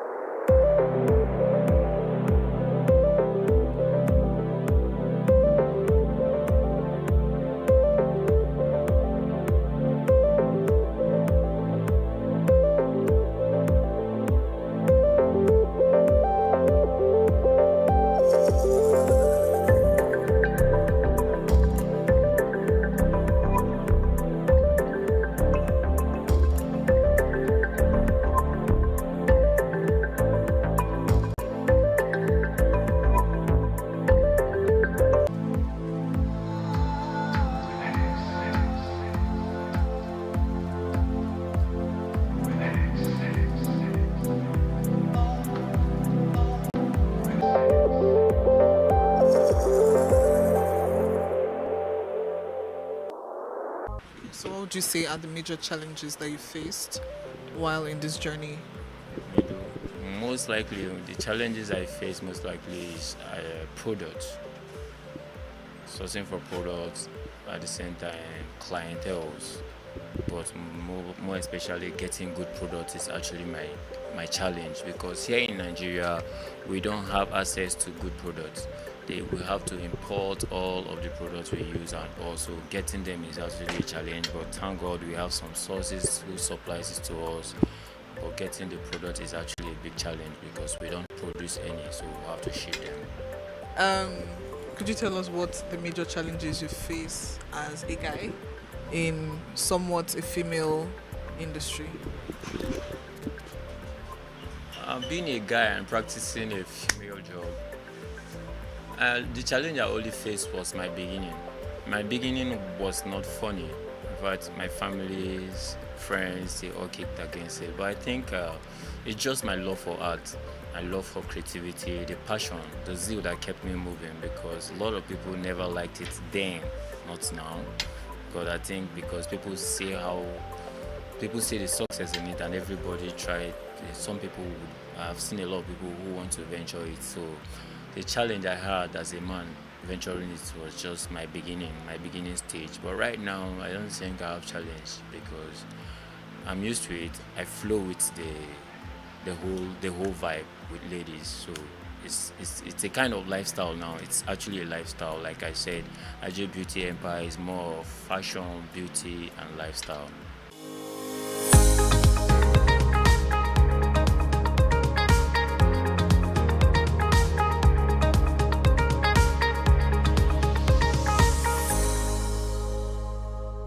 The beauty industry is booming and nails are no exception. In today's image-conscious society, well-groomed nails are a symbol of self-care and sophistication. From fashion runways to social media influencers, the demand for professional nail services is higher than ever. Nail technicians have become an essential part in meeting this demand, making it a stable and rewarding career path. So if you're someone who wants to become a nail technician or wants to get your nail fixed, find your way to IJ's Nail Empire. Until I come your way next time, I am Dorothy Monday.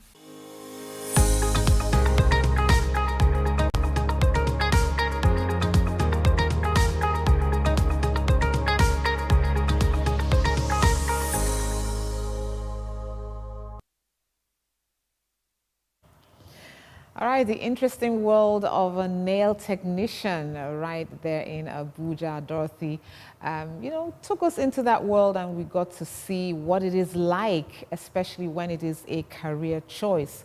So that was an interesting one.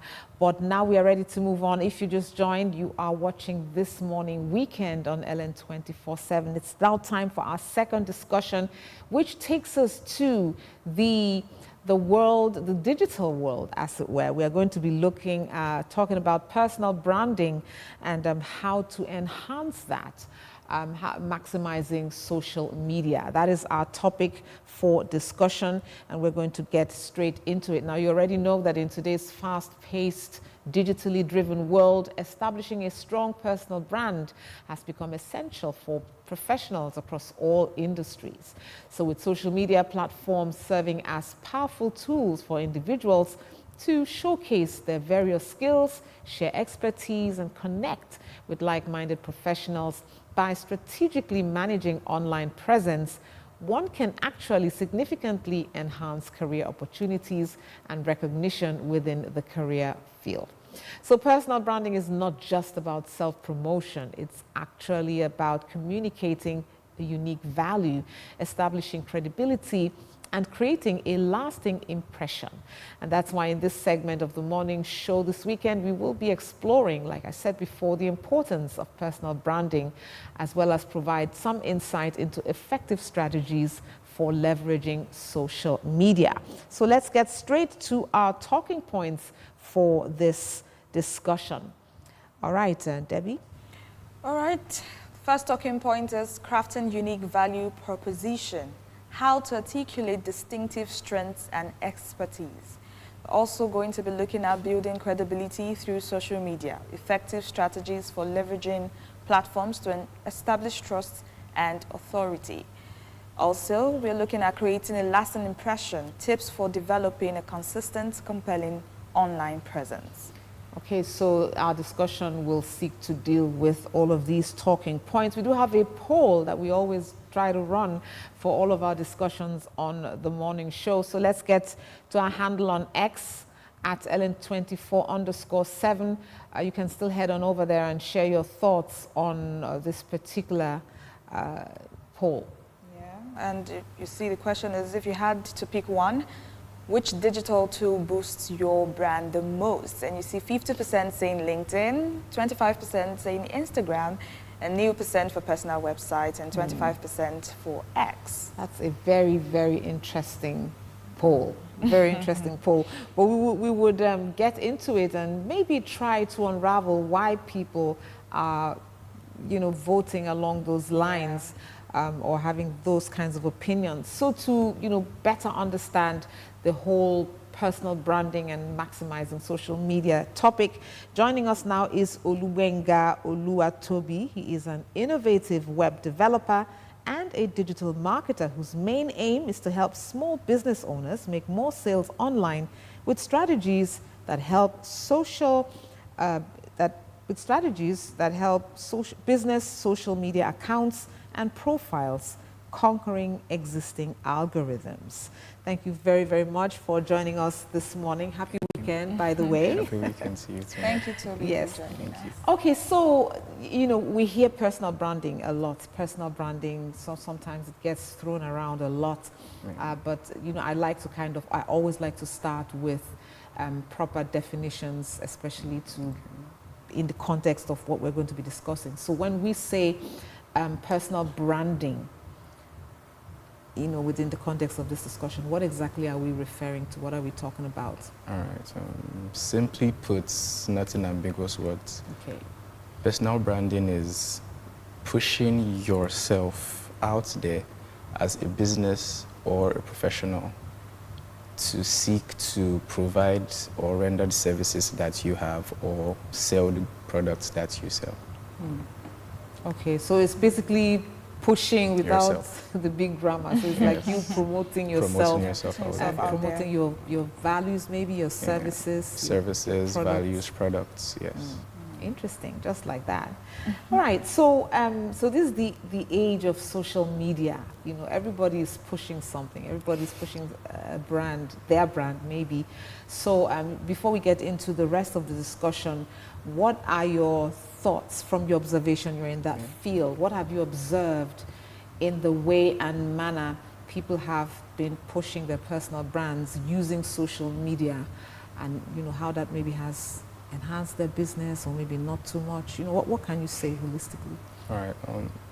Social media is actually a very, very, very effective tool when it comes to personal branding. In fact, it's the most effective tool at the moment when it comes to personal branding. Like the polls showed just now, personal websites don't work anymore.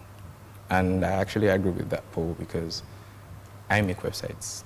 Okay. And the demand for managing your social media and creating a personal website, managing your social media is actually a whole lot more, because the thing is, social media already has an audience. So what you just need to do is put yourself out there and align with that audience to make them come to you. Okay. Now, thing is, but like that poll, I do not really agree with everything on the poll because it ranks LinkedIn on top of every other one. I found that surprising Yes, myself. but I think why is because LinkedIn has job opportunities alongside with the social media part of it. So you can chat, you can post, and you can also find jobs like Fiverr and Upwork on LinkedIn.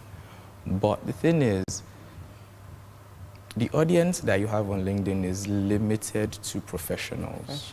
And the thing is, most times, if you are not rendering a professional service, you do not really make a whole lot from there. If you are selling products, for example, LinkedIn isn't really the place for you. But if you are rendering online services, let's say you are a digital marketer, you're a graphics designer, LinkedIn is wonderful. But if you sell hair or like the young man just now, you make nails and you take it to LinkedIn. I don't think a whole lot of people really come on it. So the thing is, one, knowing where your audience is, first of all, is actually even knowing your audience. Because the thing is, for instance, you sell male clothes, but most of your audience are females. Not gonna work. It wouldn't sell. It wouldn't sell. So first of all, know your audience, know who needs your services or your products, then know where they are. When you know where they are, you'll be able to push it to them. Okay, let me just do a follow-up question. Now, how I mean, there's no doubt about the way that social media has impacted people's lives in general, not just even for the people pushing their brands, but for people to also find goods and services. You know, we now have influencers that are pushing brands more than, you know, your traditional kinds of advertisement. So talk to us a bit about that impact, you know, how much of an impact that is making on our world today in the way that even you and I purchase goods or, you know, go for certain things. All right, I'll give an instance. During the week, I wanted to buy a particular shoe. I was talking to my friend about it, and immediately I came on Instagram. The first thing I saw were black New Balances. Wow. Okay. So the thing is, exactly. So that's how much technology has advanced to giving us the products that we want. The thing is, Alexa, Siri, your Google Assistants, they are all listening devices. They are all listening devices. So even without your permission, they listen to your conversations and use it to form what they would give you as content. For instance, there's a trend going on now. You ask ChatGPT that with all the information I've given you, either draw up the kind of personality that I am as an image, or give me like a description of the kind of person I am. And you see ChatGPT giving you something very close to you. Yeah, that's because of the information that you have given it over time. For instance, when you're creating an account, they ask you for your interests. Now, those interests don't show on your profile. But when I'm running an advert, for example, and I want to sell clothes, and you put luxury or fashion, and I target people who like fashion, you would see the adverts popping up on your page. That's how far technology has actually gone into product management. If you notice, social media, Facebook and Instagram make a whole lot of money from advertising alone, because most people are on their phones 24/7. Exactly. Interesting. All right. All right, you already started talking about the different social media platforms, you know. So if I want to build my personal brand, for example, what social media should I focus on and why? Okay, like I said before, it depends on what you're selling. It depends on what you are pushing out. Now, if you render services, like personally, I started on Instagram and I render services.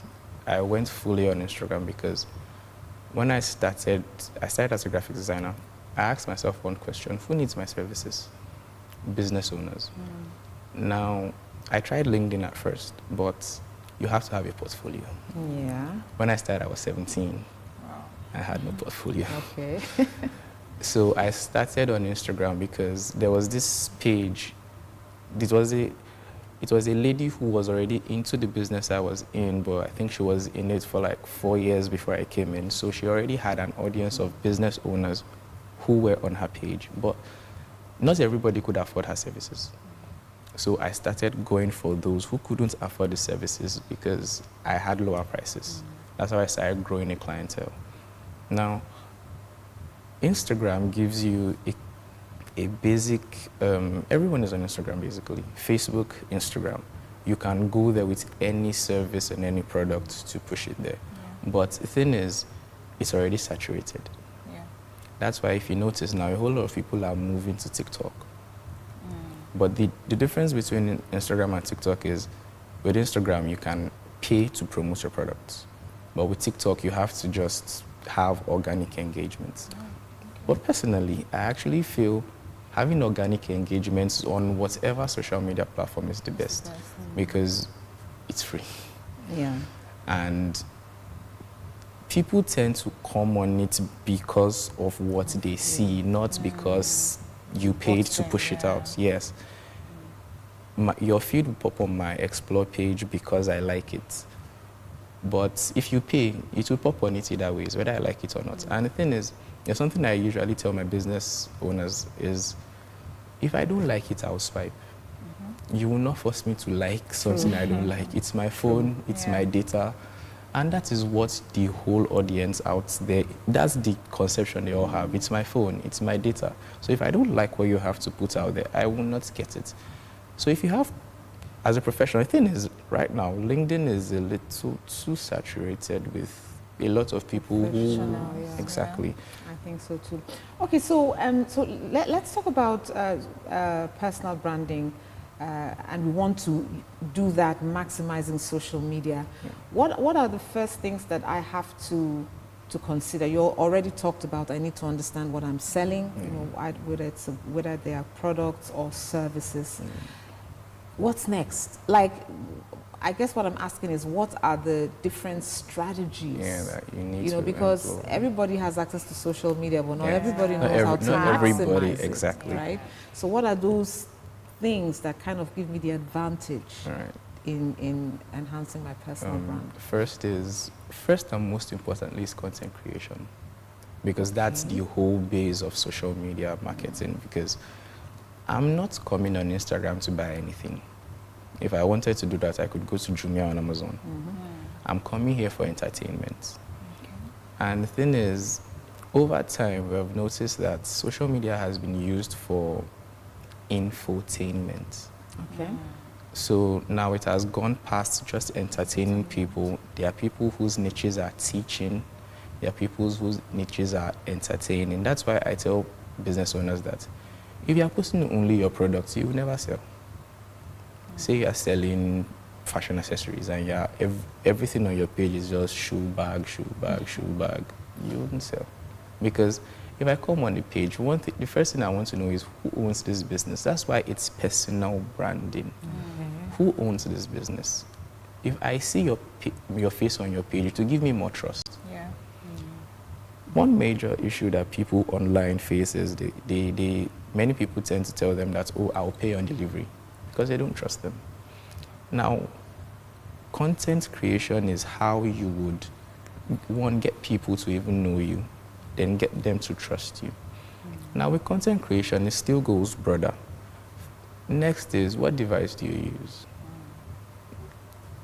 Two people are in the same industry.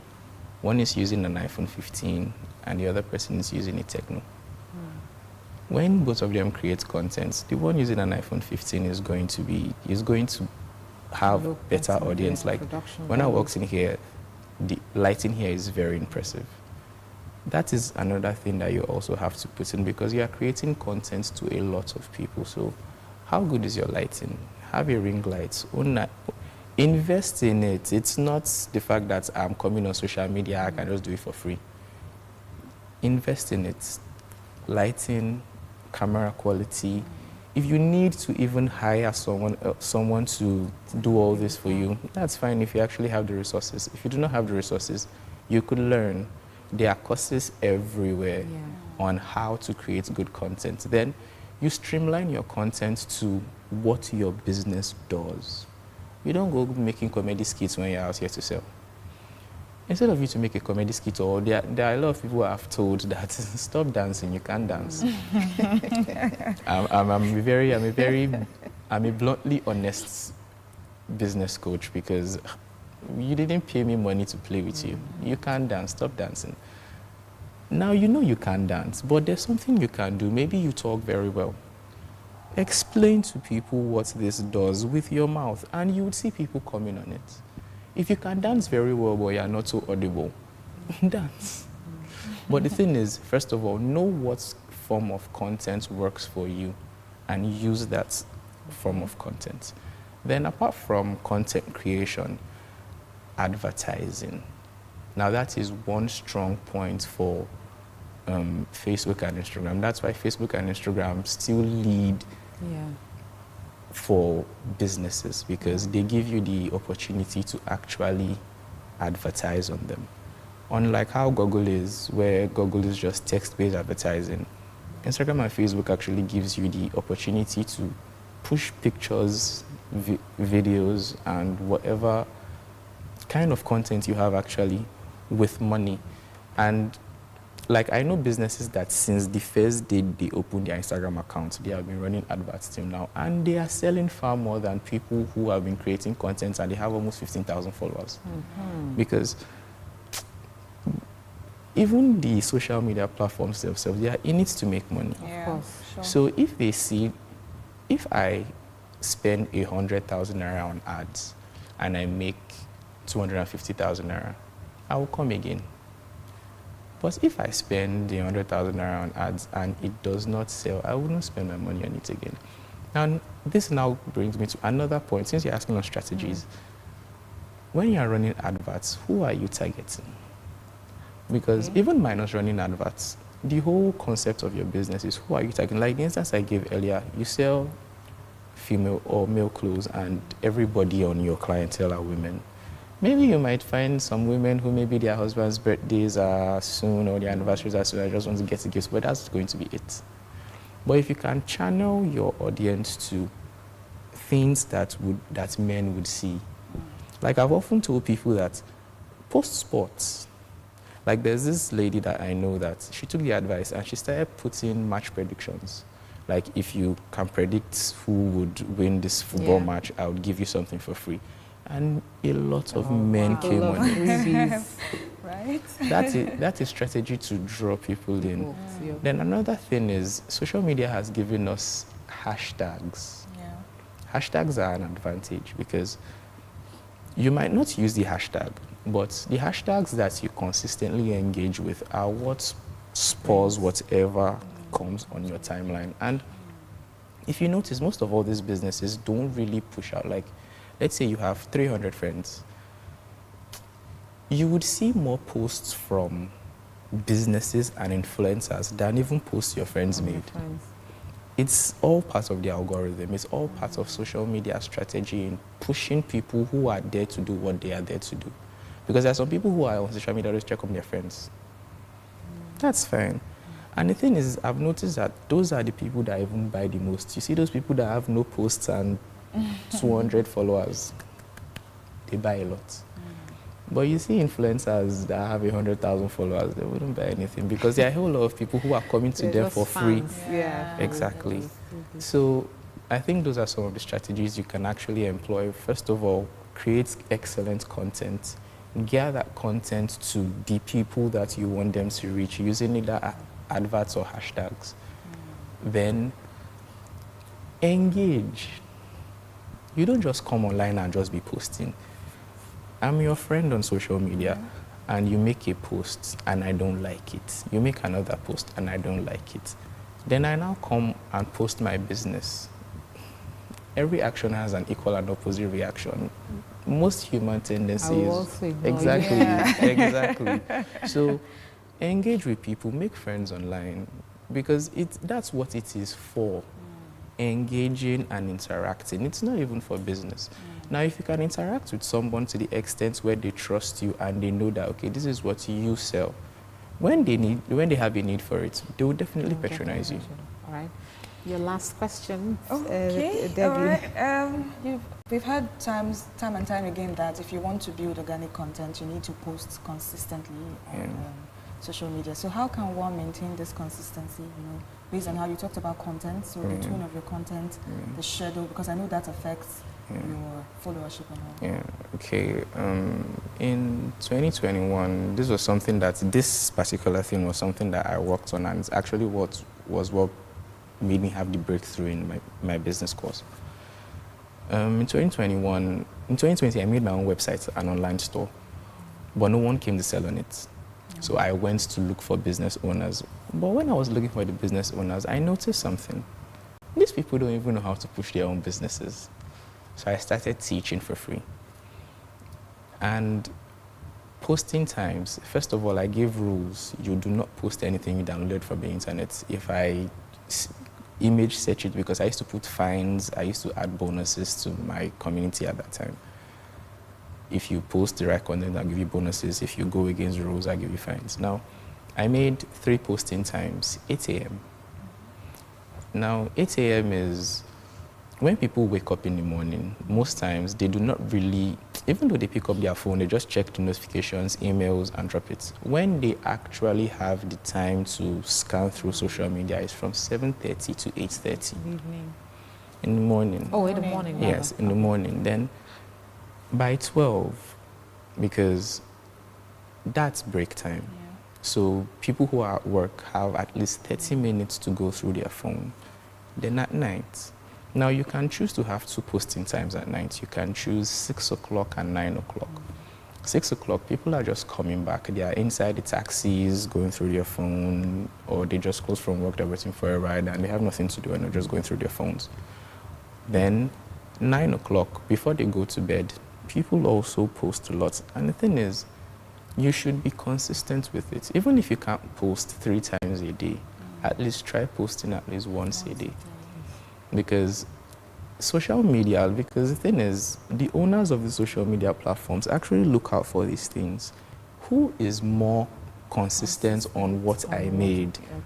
Who uses what I made very well? Okay, how many people interact with this person? Now, if you have a post that you had an interaction of 1,000 once, then maybe that same week you had another post of an interaction of 200. Your next post, you will notice that you get an interaction of 5,000 from people you don't know. Because now social media has seen that, okay, this person tried the first time, this person tried the second time, okay, let's just give the person a little push. And you notice that that's how you just keep, and the more you do it, the farther you go. If you notice, if you have been consistent for a while, then you stop. When you start again, it's like you are starting to pull the engagements again. So as much as you can, push it. And as you are pushing your own content, engage on other people's content. Because when you engage on other people's content, it's, now these are the 4 engagement strategies: likes, comments, shares, and saves. They don't all carry the same metric. For instance, one like is 1 like. 1 comment is equals to 4 likes. Now, this is how social media calculates how effective you are. 1 comment is equals to 4 likes. 1 share is equals to 8 likes. Wow. And 1 save is equals to 12 likes. So imagine you have 10 people save your content. That's 120 likes already. Say you now have 200 likes plus that and a whole lot of comments. You start seeing that your content is getting pushed out. Yeah. And I personally, if I see a post I like, the first thing I'm going is the comment section. Yeah. The first place I'm going to is the comment section. So if you don't have any comments, I'll leave.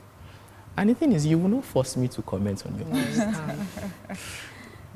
You have to create, that's why content, you have to create engageable content. If you yourself, will you comment on this? If you were not the person that made this post, would you like it? Those are things that you should ask yourself before you actually push something out there. Indeed. All right, so we're rounding off this chat. Final thoughts for now, because this is something that you keep talking about, and it's very broad. So if you were to talk to someone, someone watching right now, what would be the first thing you would tell them if they're interested? Maybe they're just getting started and never really understood what they need to do. So just very quickly, maybe a minute or so, what do they need to do immediately? All right.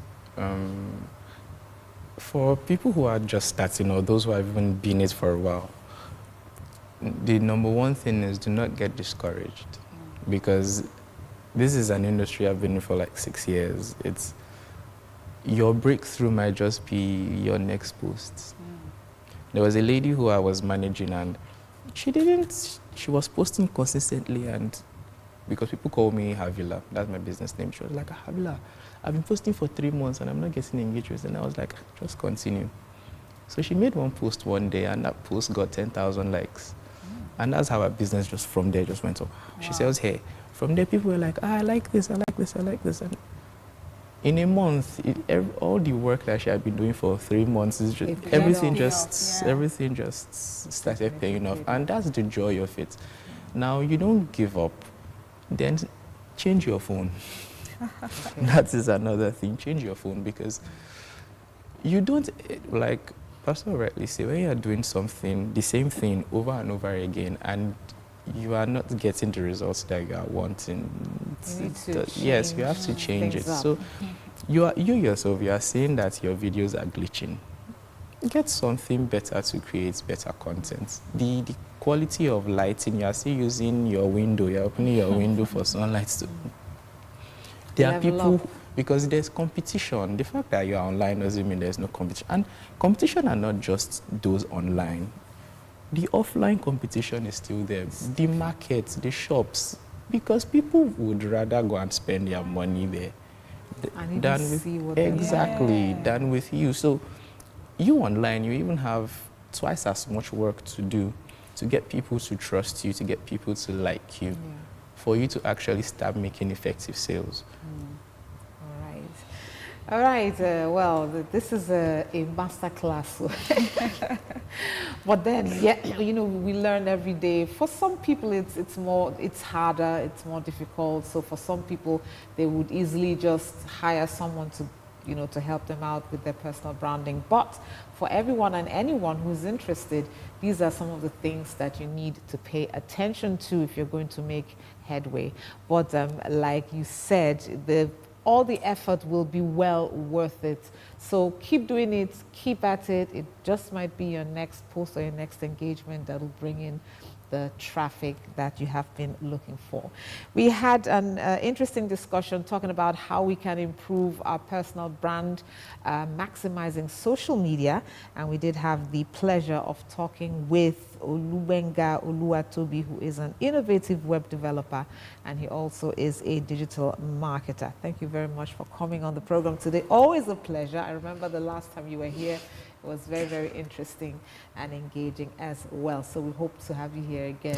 I hope to be here again soon. All right, we are not even done yet. Do stay with us. We'll go for a quick break and we will be back with our DIY segment. You want to stay around for that one.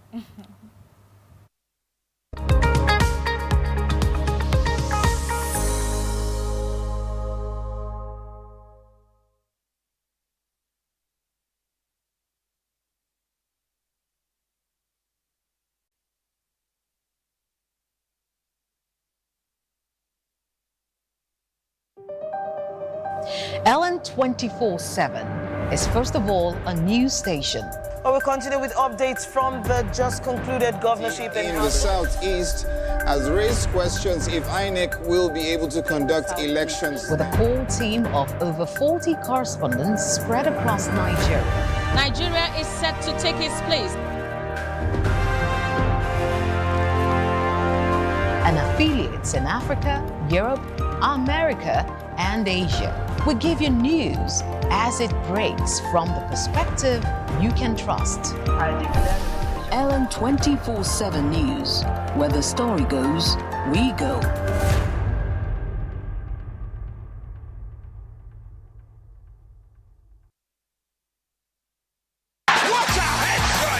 At Ellen 24/7 Sports, football just got better.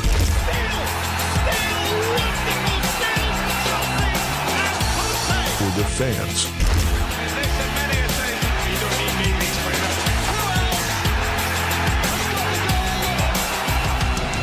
For loyalty.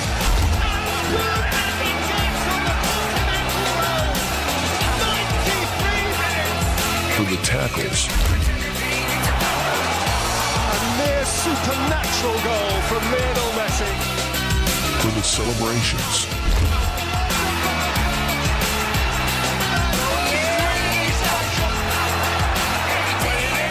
For the goals.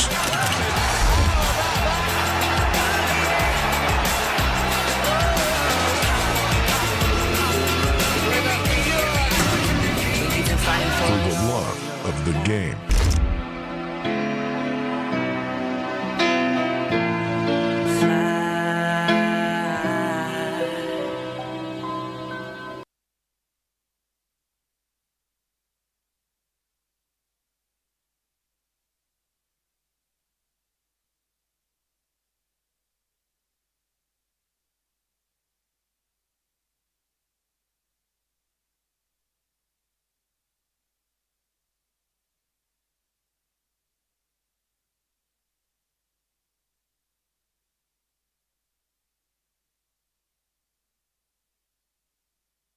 LN 24/7 lights up your day with unbeatable shows that guarantees absolute access to stories that revolves around politics, entertainment, and sports. Breaking news, plus detailed reports and analysis. At LN 24/7, where the story goes, we go.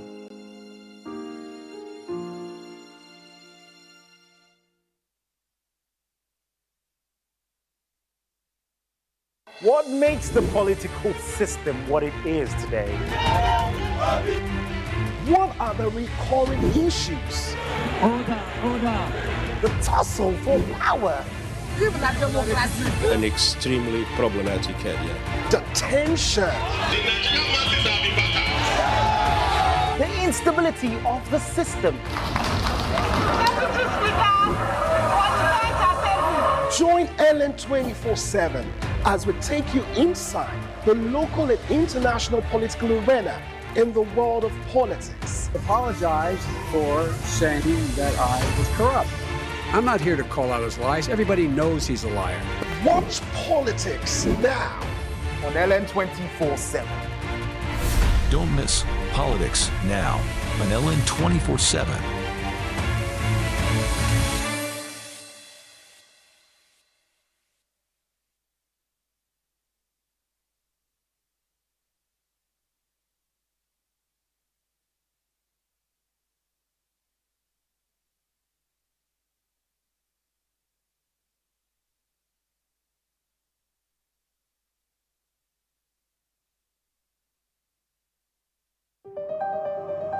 LN 24/7 is first of all a news station. We continue with updates from the just concluded governorship in the southeast has raised questions if INEC will be able to conduct elections. With a core team of over 40 correspondents spread across Nigeria. Nigeria is set to take its place. And affiliates in Africa, Europe, America, and Asia. We give you news as it breaks from the perspective you can trust. LN 24/7 News, where the story goes, we go.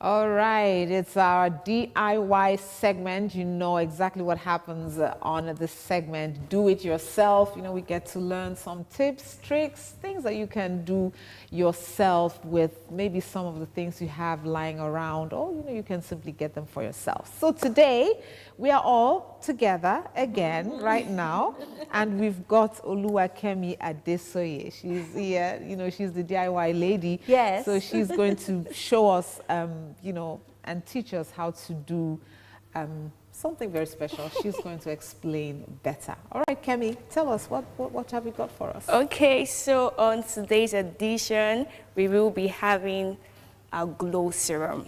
I call it a glow serum because it has lots and lots of benefits. Starting off, we will be starting with our aloe vera gel. Then we'll also add our rose water. Then a little bit of oil.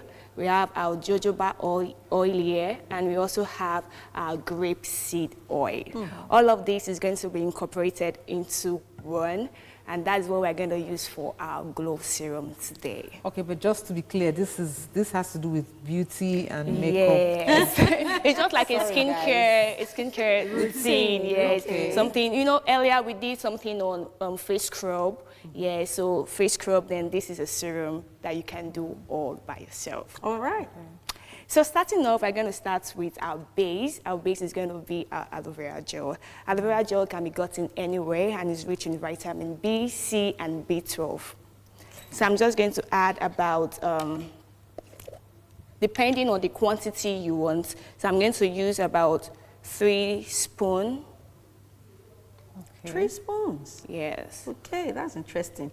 Now, the regular aloe vera plant, can you use it for this as well? Oh, that is what we use to get this. Oh, nice. Yes. Because, you know, some people might be thinking, okay, it's Yes, packaged. this is already packaged. Okay. It's not really packaged. When you have your aloe vera, you can just slice it into two, and scrape the gel out. Then you might want to blend it for it to come out well. To be consistent, the consistency that you're looking for. So these 3 teaspoons of aloe vera gel. Then, because it's our base, we're going to use more of this. Then I'll go in with the rose water, like about 1. Okay, that's more than 1. So just about 1 or 1.5 or just 1 spoon of the rose water.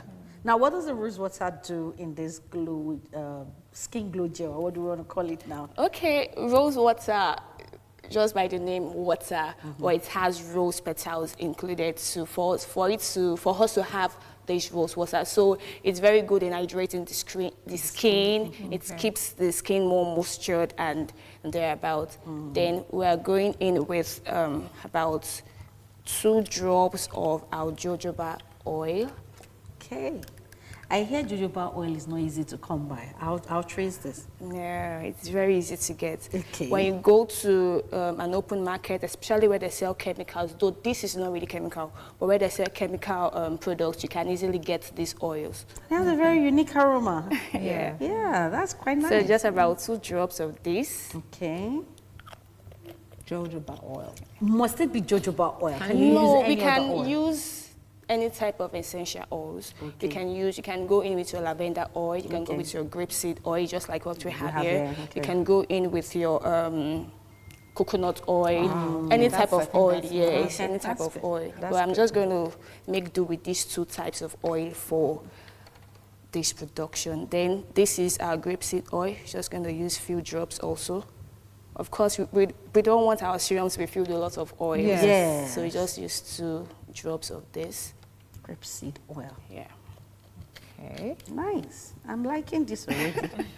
And then you now whisk away. Mix, I guess. Yes, you have to mix well. Because I'm thinking there's water in there. Water and oil don't usually... Do they mix? Yes, they don't really... They do, because this is not an ordinary water you get anywhere. Okay. This is already, this is rose water. So you just tend to mix well to ensure all ingredients is well incorporated into one. This aroma, are you getting this? Yes. This smell, very nice smell indeed. And of course, maybe you should show our viewers what the consistency is looking like now. Wow. So you tend to mix well. And it's not even oily in any way, no, it's so not. to say. Then, because it's not well liquefied, so I'm going to add a little bit of. Okay, so it has to be. Yes. The consistency is still too thick. It's too thick for the serum. So I'm going to add one more of this. Okay, of the rose water now. Yes. 1 tablespoon. Okay.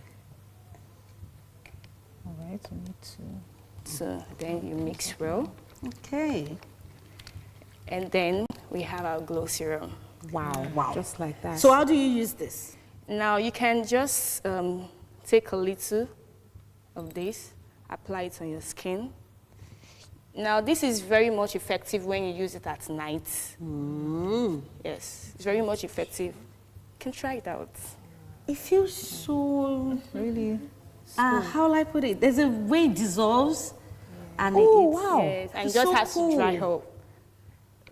Okay, rub that in. I did not expect wow. that. Okay. Nice. So very quickly, you know, as we round off, how do we preserve this? Like, exactly. How do we store it, and for how long does it keep? So you can store this in your fridge, not the freezer. In the fridge where you have, or you can also put it on the table or anywhere where you have a little bit temperature that is not too high, so it won't get bad. So like they say, cool, dry place. Yeah, exactly. A cool, dry place. So you can store it in a cool, dry place. So if you feel your environment is a little bit hot, then you keep it in the fridge. Yes. Okay, so how do you use it? I don't know if I missed that, if that question was already asked and I missed it. Okay. How do you use it? Do you use it before your makeup? Do you use it as a night routine? Is it something you apply and wash off, or you apply and you leave it to sink in before your makeup? There are lots of ways to use this. You can use this for your skincare routine, like maybe you want to, before going to bed, you want to apply it on your skin, then you go to bed. Then maybe after washing off your makeup, you would want to apply it to ensure that your face is well moistured and it still keeps its hydration all the way. Yeah. That's good. And you can use it every day? You can use it every day. That's if you want to use it once daily. But if you know you want to use it twice daily, I advise you use it like 3 times in a week. That's morning, maybe when you are leaving to for work or to school or anywhere. Then at night before going to bed, so it can all work out well. Oh, nice. I like this. I like this a lot. It's nice. Okay, so main ingredients are your aloe vera your gel, your aloe vera gel. You've got your rose water and some essential oils. Jojoba oil and or grapeseed coconut oil and grapeseed oil. And then you give it a good mix. Yeah, you just need to mix them well. Interesting. Okay, so maybe you've been wondering, you know, how you can get your hands on serum if your skincare routine is very important to you. You can actually go ahead and do yours, you know. Yes, and you know that December is fast approaching, and we want your face to look all well glammed. To really glow. All right, thank you so much, Oluwakemi, for that. You know, you said you are going to be trying. I think I'm going to be experimenting with some other essential oils. Exactly, and then again, I like the fact that all these ingredients can still be used for several other things. Yes, it can. So you might be thinking about the cost effectiveness of this, but you know, when you buy this, you know that it's not just for the glow. What's it called again? Glow serum. Glow serum. Yes. So last question. I don't know if you answered that. How long can it last in the fridge? Like, okay, it can last for about 1-2 months. Yes, but I really do not advise you make a large quantity of it. Just make a minimal that you know, within, because by the time it's getting too long, it tends to lose some of its nutrients. Yes, some of its nutrients. Makes sense. Okay, so December is fast approaching. Want to glow up, glam up, you know, do all the ups. This might be one of the so sorry, just to chip this in, you might be wondering how you can also use it. If you are doing your skincare routine, you would want to go in with your scrub, which we've done earlier on one of our previous episodes. You want to go in with your scrub, then after using your scrub, you want to go in with your serum, then after going with your serum, then go with your any moisturizer based on your skin type. Okay. Yeah. Okay. That is the You heard from talking. the professionals. Okay, well, at this point, it is we've come to the end of the morning show this weekend. However, programming will continue on Ellen 24/7 as always, and that is why we ask you to stay with us. But it's been an amazing time, really. We had so much fun. I know I did. Yeah. Absolutely. So we will be back here next Saturday for another edition of This Morning Weekend. Till then, we say our goodbyes. Your names, lady. Tahila Debbie. Olúwakẹ́mi Adéṣoyè. And Zoe McDarlington. Have a lovely weekend, and we'll see you again. Bye. Bye.